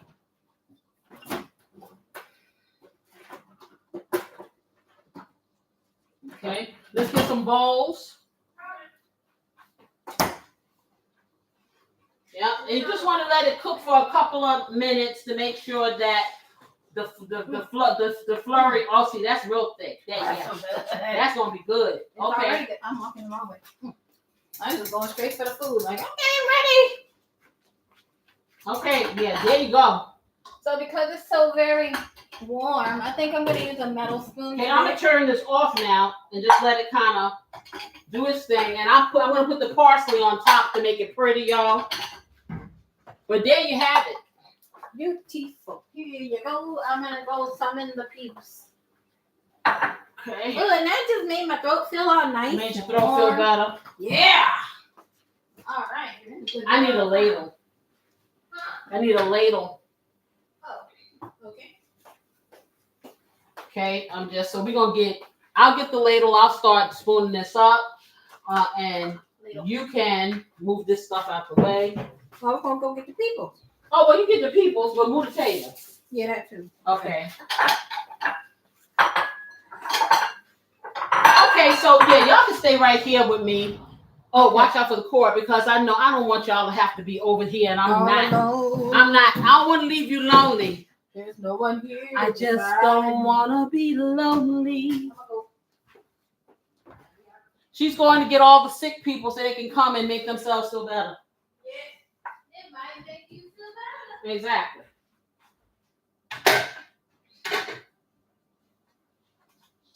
All right, so, okay, I'm proud of this.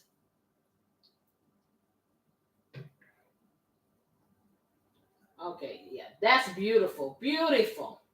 Let me wipe this off, make it really cute, because I dipped the bowl inside the food. So a little bit got on the side. That tastes good. It smells wonderful. Man, let me tell you. This is what you want to have during the day even if it's not your holiday. Man, yeah, let me put a little bit of parsley on here. I'm going to give this one to beautiful assistant since she's the first one down here. Okay, put a little parsley on there. It pays to stay. Get yourself a spoon. I have one. Okay, she has a spoon. So, hey, show the people what you're working with. Show me what you're working with. This is so pretty. You tell your dad. Yes, I did. He was already standing. Okay. He must have already knew.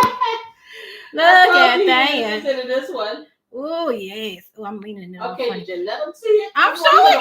Yes. I'm showing it now. It's beautiful. It's going to be even better in my stomach. Yay. All right. Time to taste it. And actually, the dumplings held up pretty well. Yeah. So what do you guys think? Would you make this?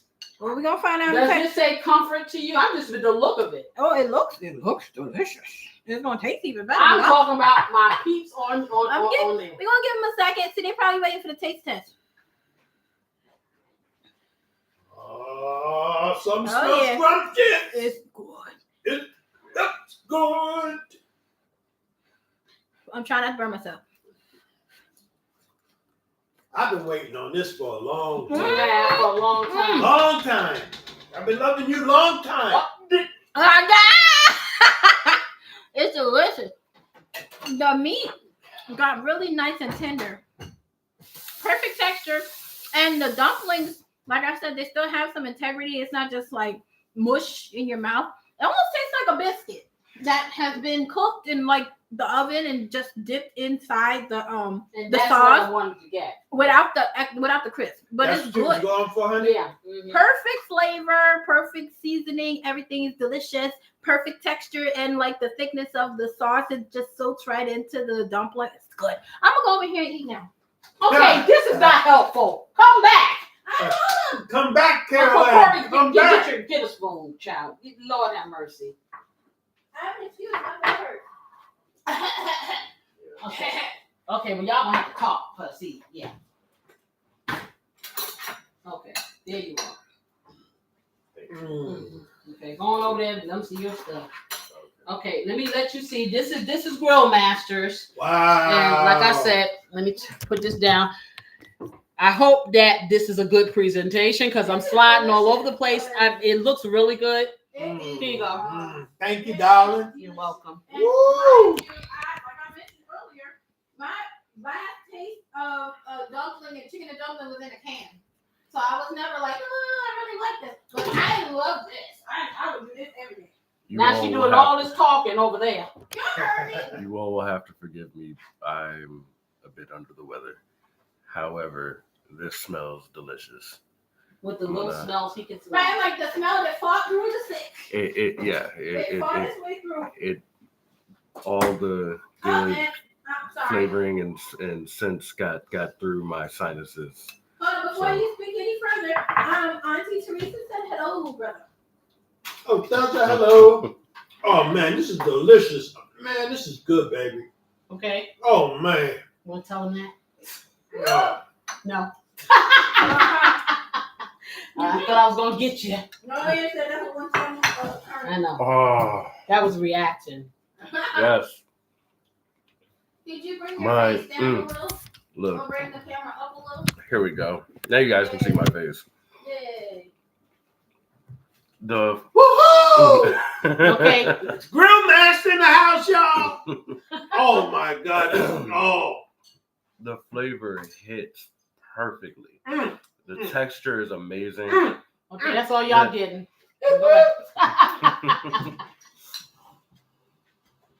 It's This absolutely delicious. creamy and delicious. Like the flavor Thank you, profile thank is on point. Oh, yeah. It does make me want to slap myself, but I'm too sick for This that. is good, man. And one more comment. For us sick people, it really does help my throat a lot. Like, Oh it's yeah, very it goes down smooth. What do you think about the texture of the dumplings? The texture of the dumplings it's actually good. It's Boy. it's not like too rough or like it's not like too chewy or anything like that. Perfect texture. It's a like perfect texture. Kind of Wow. slides down. Yes. And so did Auntie Tracy. She said hello, brother, as well. By the way. Hey, tell us hello. Oh, really? Tracy on that too? Yeah, everybody in the house. Mm. In the house. Okay, I'm going to move my computer Super. back over here. Yes, I am. Let me go. And I'm good. Okay. Okay, just hold that cord. I'm going to move it back over here. And then I'm going to sit just down. like the goal that we had to have a bite of meat and have a bite of dumpling in every spoonful Wow. is met. Okay, That's the so goal. she's saying a bite of all the ingredients with every spoonful is what I was going for, right? And it works. And it works. So let me Wow. take this. That's what you need on this day. Yeah, on this day, it's Oh, really dreary man. and cold where we are. So this really does it. Oh, man. Let me blow it because it's straight, straight out the pot. And this is just what, see, for me, just straight chicken soup or whatever. I mean, chicken soup is supposed to make you feel better. I need to have all these things. Yes. All these things. That's what the doctor wants. Oh, man. This is These good. are a few of my favorite. Oh, my. It's delicious. Oh. This, Wow. the chicken is so tender, guys. It really is. And the dumplings are just the way you need them. They didn't come apart. You taste the flavors through the dumpling, It's not floury. Flour.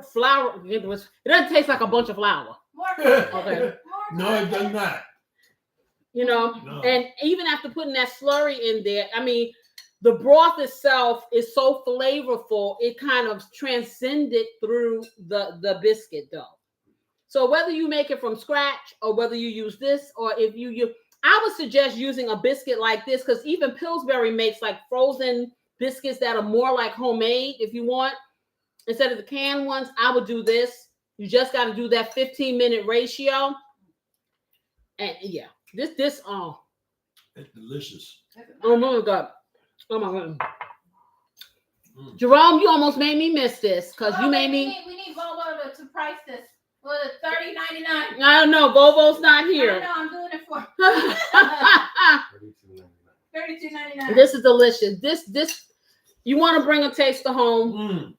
This is it for real. What was that one commercial? Nothing comes closer to home. Yeah, you know, yeah. This is it right here. I don't care if it's a holiday or not. This right here is some good eating. So that being said, I hope you guys enjoyed this little time here in my kitchen with me, because I sure do enjoy it every single time that I stream. Yes, I do. I hope that your holidays are going to be whatever you need them to be for you. Okay. Whether you're spending them with a lot of people, little people, or just with yourself. Okay. I want for everyone out there, okay, not just to look at the holidays as a time to reflect, but just reflect, period, every single day that you breathe life. Okay. Amen. I mean, it shouldn't be a special occasion. Every day is precious that we get. Yes, Lord. Cook this and it'll get even special, even specialer, even more special. Well, she just giving me all Okay, kinds of I'm just giving her all kinds of ammunition. Yes, I am. She's never gonna do it. Never gonna do it.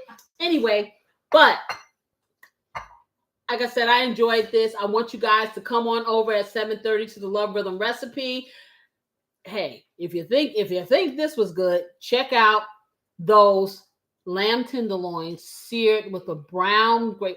Anyway, yeah. We're gonna be talking about some grown folk stuff. Okay, so take a nap, eat your Wheaties, do whatever you gotta do, and tune in at 7:30. I'll be there. You don't be square. And you know what I wish you? I wish you love, peace, and what? Some great weekend eats. I'm gonna see y'all next week with remember next week, beautiful sister gonna show y'all how to make that banana pudding. Oh, Okay. that was it. See y'all. I'm gonna eat this. Bye-bye.